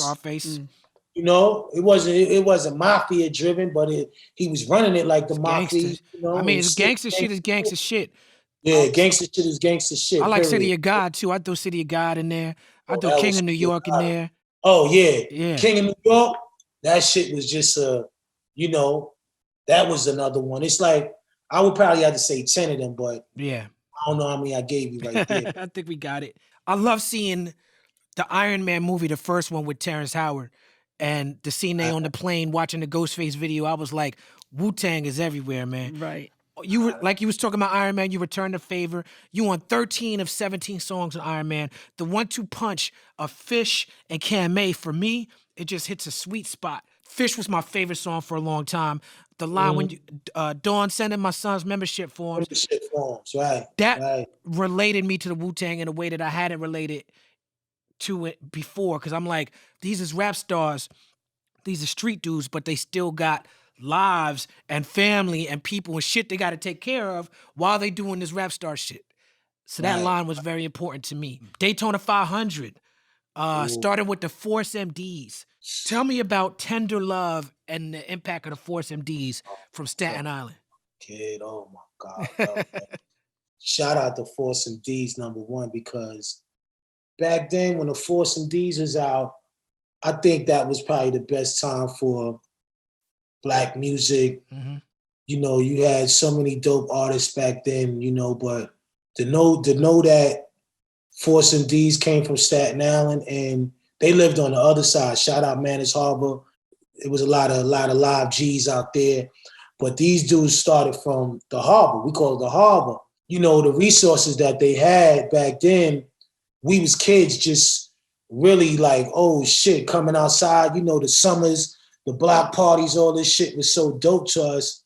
And to know that, yo, we got some celebrities from Staten Island that need to be paid respect to. Like, we was the guys that was paying attention to these dudes, and they made crushing records. They records that they made, damn near every record was like, they been made a classic. And this is like, this is on the R&B side, but at the same time, they had a lot to do with the MCing too, back in the early Staten Island days. You know what I mean? They had an MC name. That's like a rap group name. Yeah, they was a Force MCs first. And see, back then, when it was just about the rhymes and all of that, even Cap was on the radar back then. So you could imagine we was probably like 13, 14, 15-year-old niggas, you know, just paying attention to the rap scene at that time in the hood. So we heard their names. And then when they flipped it and started doing R&B and then mixing it up, I remember Let Me Love You. That record, Let Me Love You. Yeah. That was the shit. That was like the summer for like 3 years. So the block parties used to be humongous. Like everybody be outside, you know what I mean? And somebody might get shot that night. You know what I mean? But it was still a great night. You know, some shit you just, you know, you dealt with it the way it came, but those dudes were so special to us and special to the culture because I don't even know if you noticed. You know they came out, I think, before Boys to Men, right? Yeah, absolutely. They did, right? You knew that, right? They was out. They was out when I was in junior high. Shit like that. Yeah, that's what I'm talking about. Like, you know, so they definitely, you know, had that golden opportunity ticket the same way we did because they was working with Jimmy Jam and Terry Lewis and these cats at a young age and got pulled in, and they on tour with Janet Jackson and. You know, so that really kind of motivated us all to believe that, yo, yeah, it's talent in fucking Staten Island. So now that was like an energy boost in another direction for all of us. You know, knowing that, damn, they signing motherfuckers in Staten Island. So, you know, RZA, a dude back then that wake up and catch the early worm, is already watching the musical side of things and really going out there and bumping into Mercury. You know, Mercury, God bless the dead, he passed away. You know, God bless the dead, a couple of the brothers passed away in the crew, but Mercury was more like the RZA. He was the run around go-to guy, making deals happening, doing shit. And I know him and RZA used to bump with each other coming across that ferry, you know, and really realizing like, yo, it's a lot of dedication between these two brothers when it comes to going for their goals and their dreams in this music business. So they play a super role in our life. You know what I mean? Just like I said, you know, if it was a versus, it's like I'm putting them up against whoever you want to put them up against. Right. You know what I mean? They might not have the super track long album for album for album for album, but if we gonna go hits, nigga, they get it in. You know what I mean? But like I said, them getting on Ghostface album back then was almost like we wanting to give them they flowers. Yeah. And say, yo, listen, y'all, Staten Island wouldn't be shit without y'all. So that's right. We, you know, you ain't even got to access you getting on this record. You telling us you getting on it, and we know you gonna milk it. Do one of your favorite fucking, your super duper, you know, your melody joints. Let's take it back to the fucking ferry one time. You know what I mean? Just getting drunk, laughing with them, bugging out, loving the energy.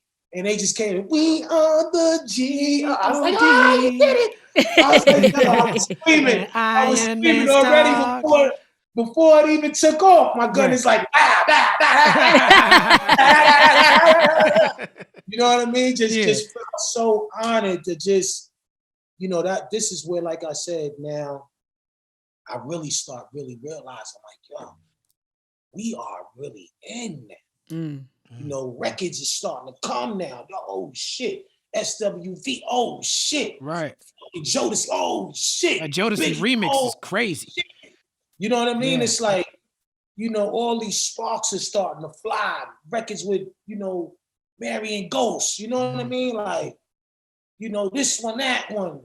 You know, so that was just a beautiful time, man. But that just shows y'all how much we love soul music and just love other music outside of just hip hop. I saw a list you made once of your favorite albums of all time. Supreme Clientele was number 1 on the list, but the list ended with Keith Sweat. And I was like, yeah, Raekwon always got the Keith Sweat. See, you know what it is? They fucked up a little bit on that because I never really labeled which one was. Ah, okay. You just gave them a bunch. Yeah, I gave them my tops and they kind of made a mistake. But at the end of the day, not to take anything. But you love all them albums. Supreme was official, but I just gave them the 10. Right. I think music is so important, man, and all different levels of music, you know, intelligence. When I want to hear intelligent rap cats and cats that's clever, I ain't gonna call it intelligent, call it clever.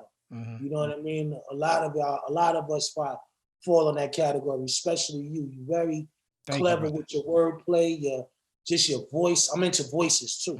You know what I mean? That was one thing that stood out about you, is you had a distinct voice as well, the way you put your words together, and you know that's how it was for us. Everybody paid attention. everything, you know what I mean? Everybody paid attention to voices, Mm-hmm. you know, so voices with intelligence and science and fun and this and that and a little bit of sprinkle a jug of R&B in it, and Yeah.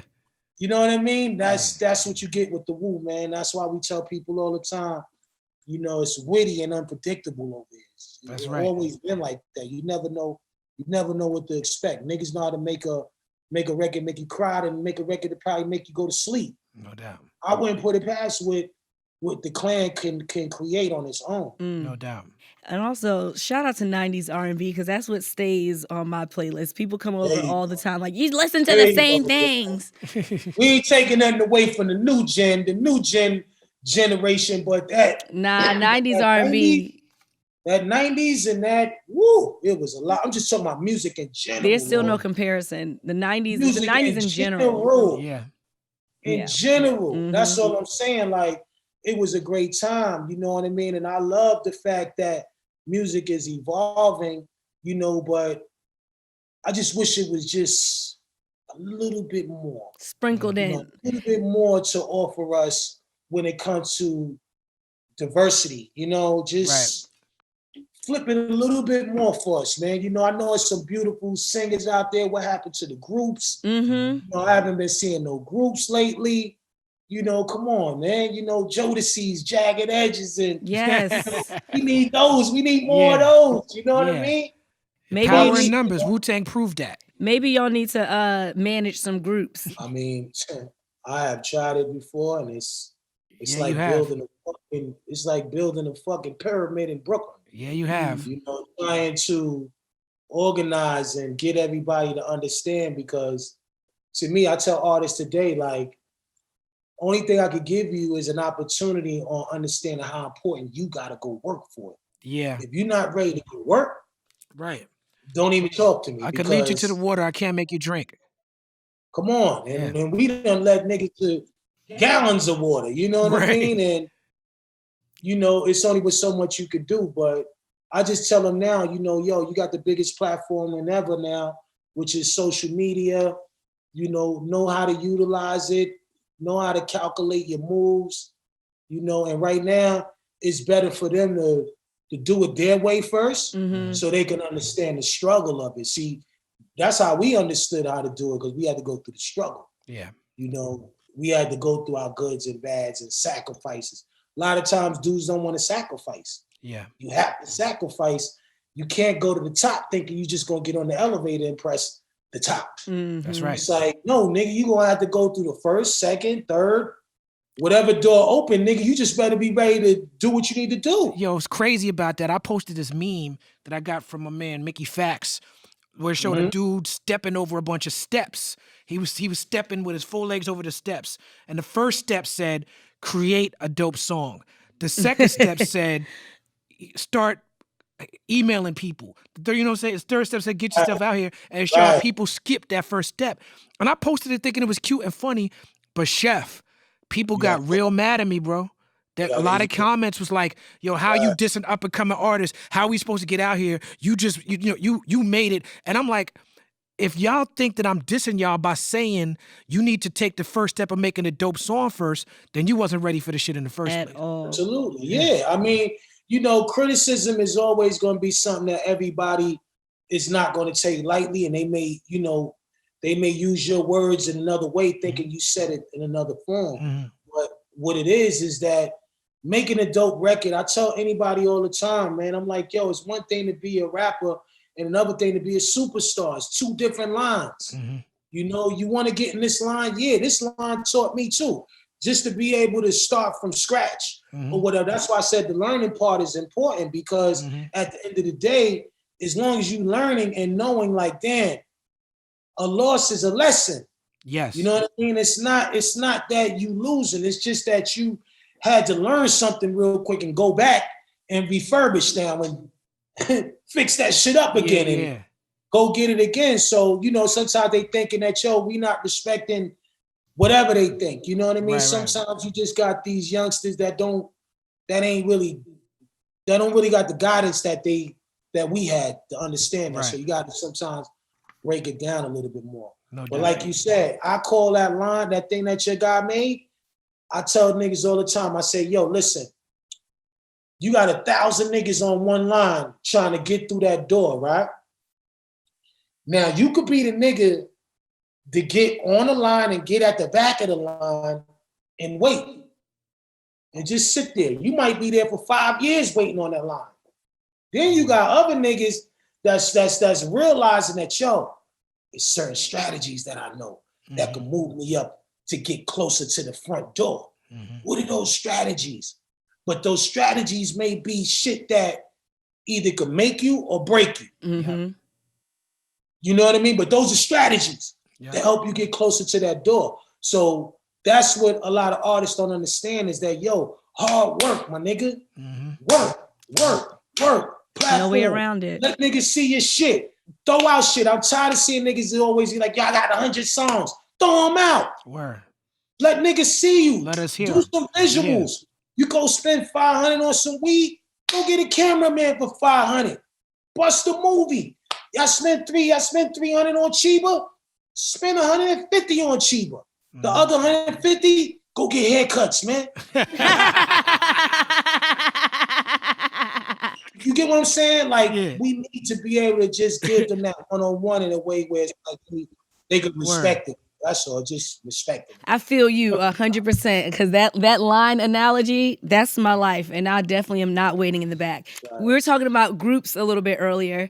Do you remember when you worked with Outkast on Skew It on the Barbie? That collaboration might have been a little bit surprising. How did it come about?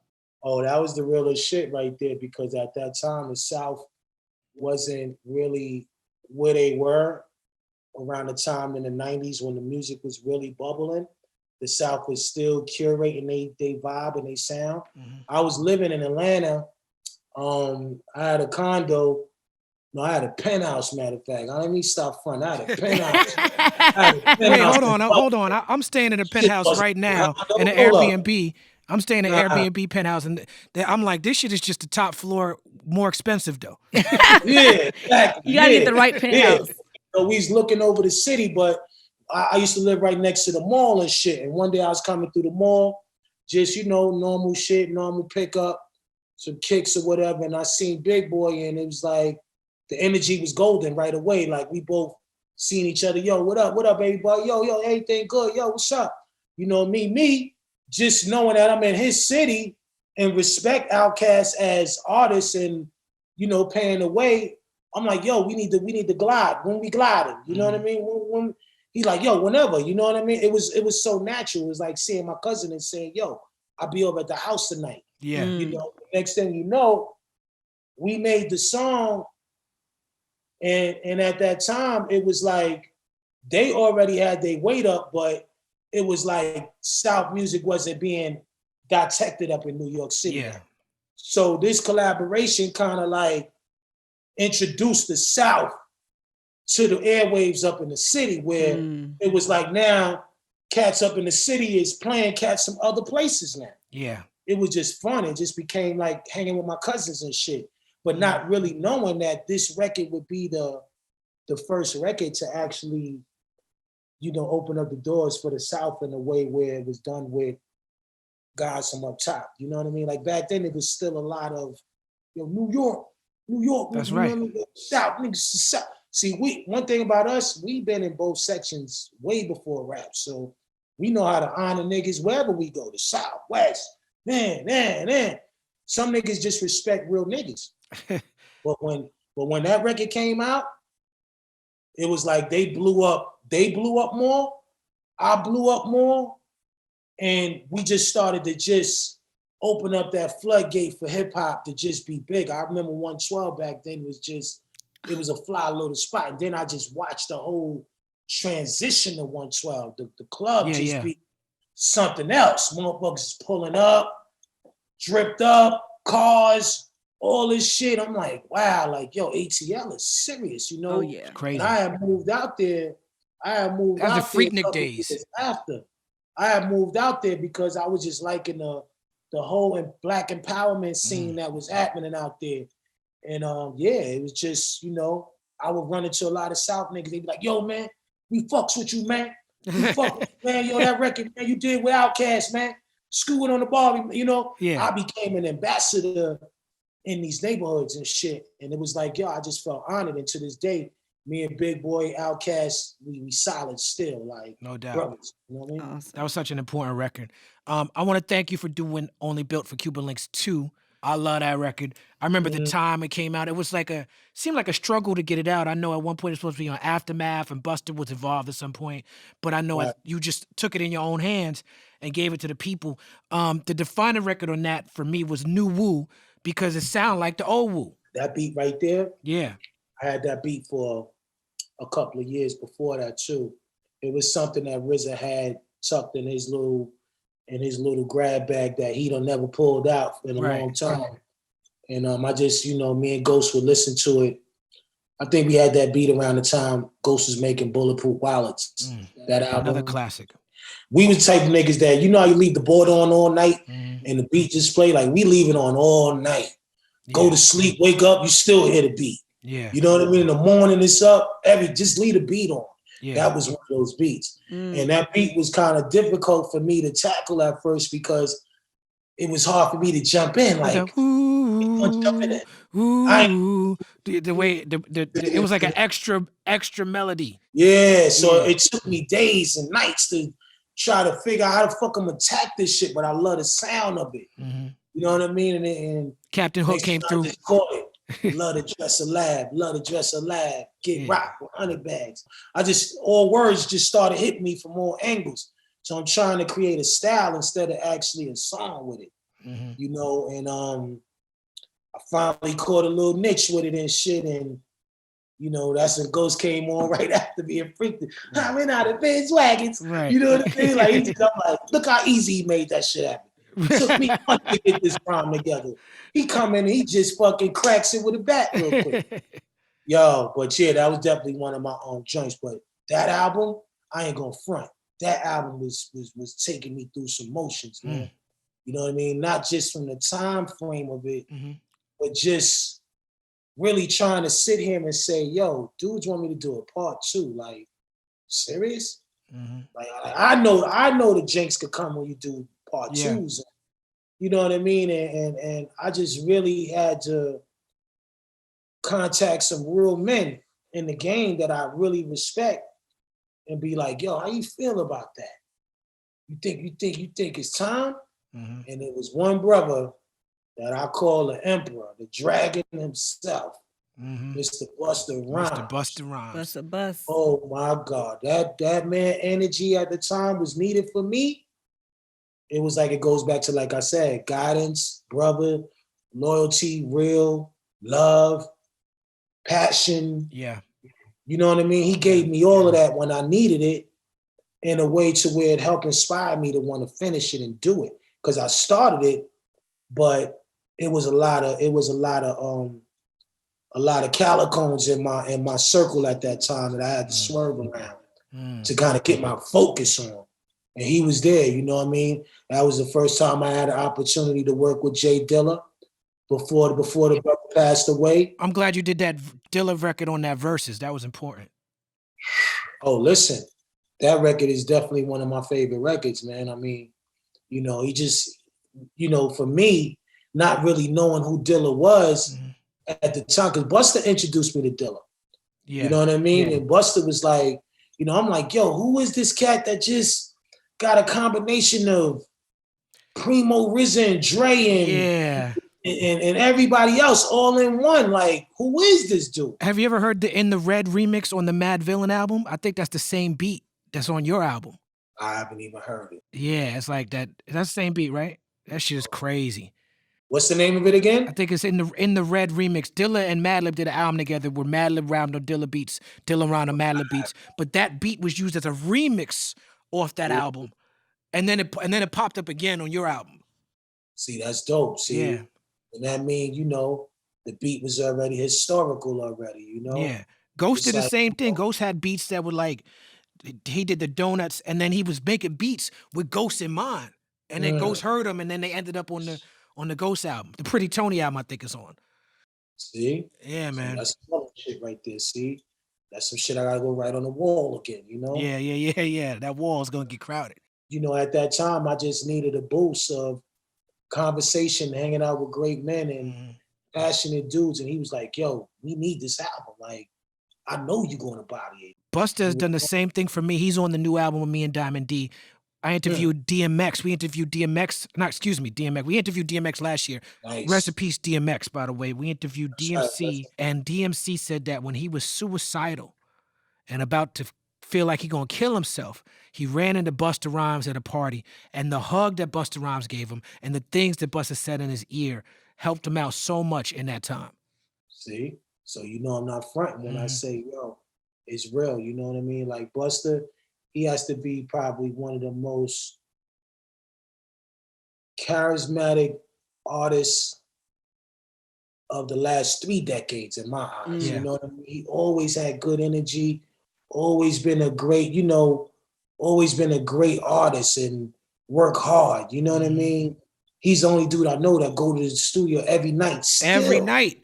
You know you can pop up on him tonight if you wanted to. Stacks, yo, back then I used to see, yo, he would have stacks of beats on the table like this. Yep.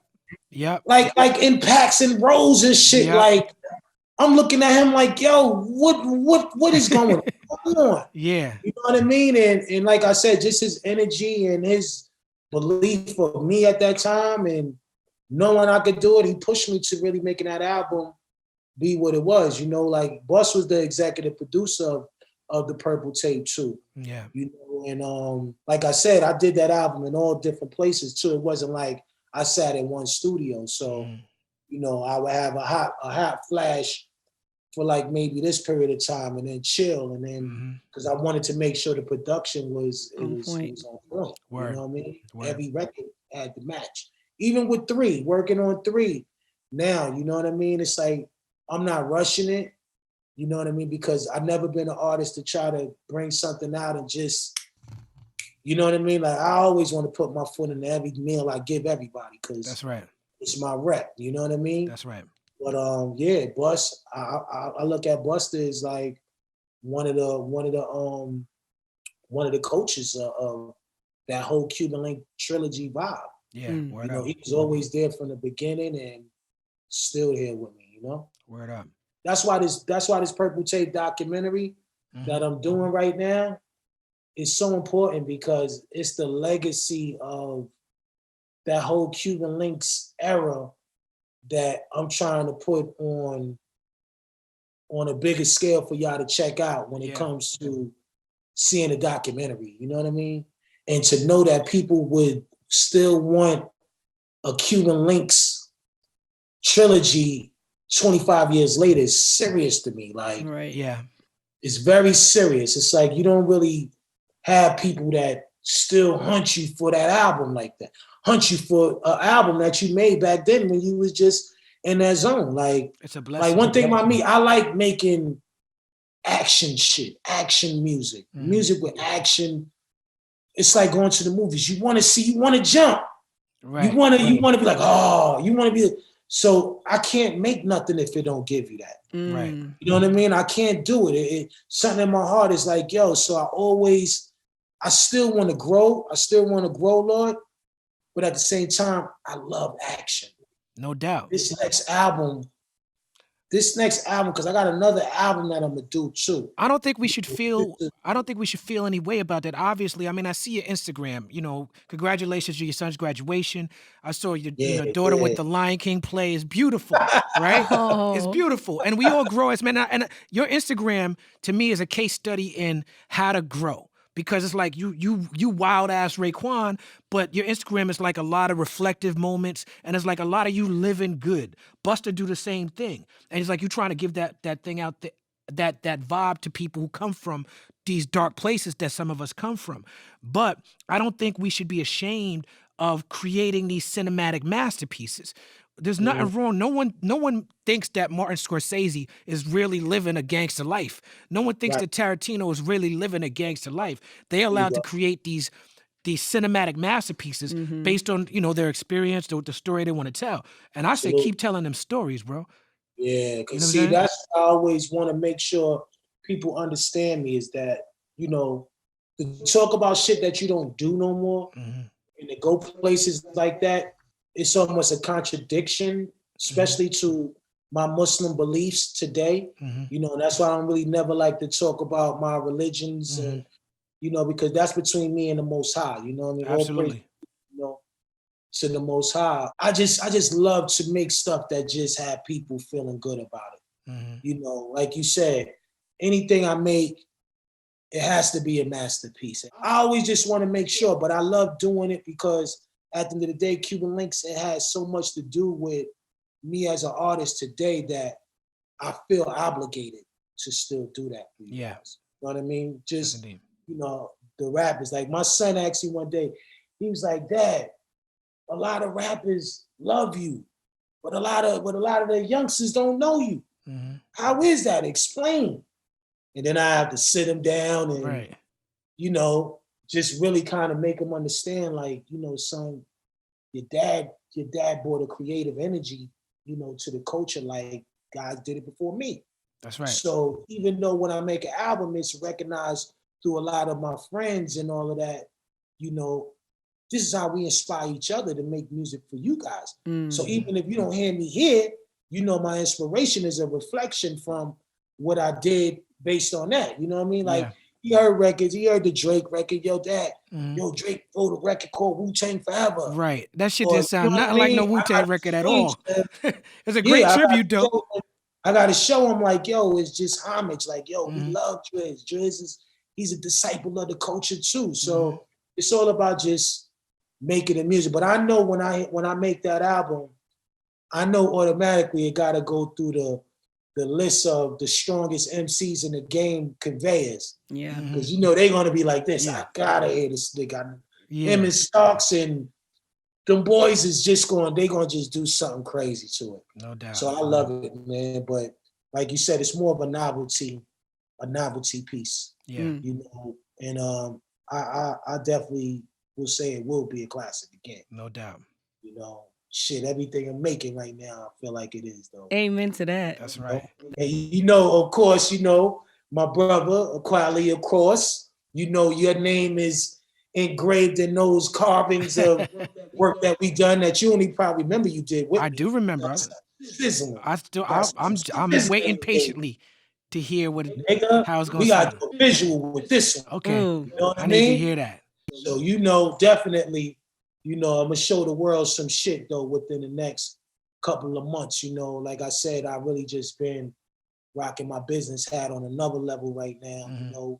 You know, got a book coming out. You know, that book is important to me. It's you know, it's a memoir, you know, to the world. From staircase to stage, the story of Raekwon and the Wu-Tang Clan. Shout out the good old people at Simon & Schuster.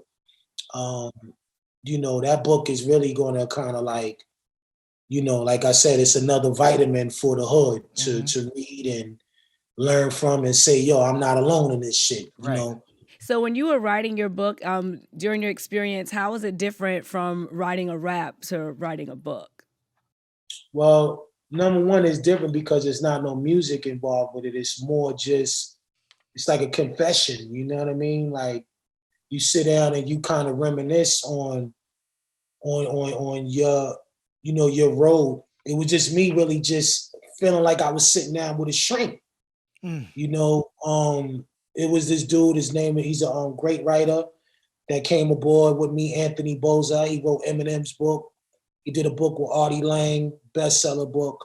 So I felt like he was the perfect, I'm gonna call him a shrink, to really kind of dive into my world on what made me be who I am today and how the journey still exists, you know, how I'm still walking down that journey. So you get to see me, you know, kind of tell you guys the whole journey behind that. And that's going to be very, very interesting. You know, like it was so crazy when I finished the book, you know, the people was calling me from the publishing company like, yo, this needs to be a movie, a film. I'm like, shit, y'all late. I already been here. Word, that's that movie you was talking about earlier. When you was talking about RZA has his TV show, you got your movie. Shit like that, you know? So these are the things that, you know, I'm working towards as well, outside of just the music box too, you know? Your nickname is Raekwon the Chef, and you also love to cook. You were talking about having a restaurant out. Is that one of the things you're working on right now as well? Well, not actually a restaurant, but more of a culinary situation. Like, you know, like what I'm gonna start doing is I'm about to get on my Martha Stewart shit. Oh, pots and shit. Stay out the Yeah, pen, though. I'm into shit like that. You know? Talib. Like a lot of people don't even know I'm like really like a home decorator on the low, interior Ooh. designer.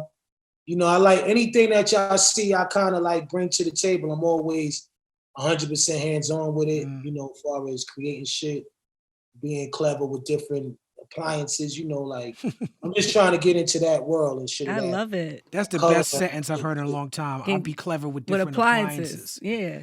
Appliances. First of all, I don't think I've seen anybody doing like interior decorating or selling pots or anything that's like a part of the culture. It makes sense, though. It does make sense. It definitely does. Somebody needs to teach these niggas something so they have more than a couch in their house. Yeah, you know, listen, if I could show you how to lace up a 800 square feet crib, I want to tell you. I want to show you what I would do. Like, yes, we ain't talking about C. Siemens first either. Exactly. Exactly. You know what I mean?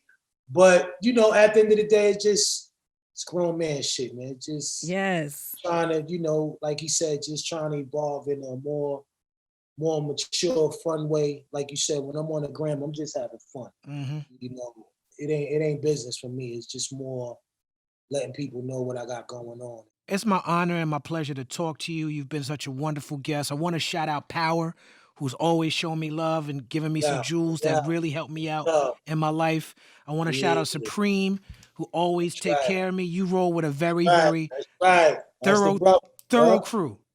That's right, man. Yo, shout out the whole clan, man. Yes, indeed. The whole family, the whole, you know, everybody. Just, you know, we been through it all. You know what I mean? And we still here. And you know, the fans, they still by our side, man. So we love y'all. Of course, you, my brother. You know what I mean? Everything you do, I appreciate it. Thanks for calling me. Of course. It's an honor to be on the show, Jazz. You know, I love you. Love you back. Good sister. Yo, y'all solid over here with me all the time. Thank you, Chef. We really appreciate you. And we are honored to have you on our show. The People's Party is proud to have Raekwon the Chef. Thank you. Lex Diamonds. So many gems. I hope y'all have y'all pins out for this one.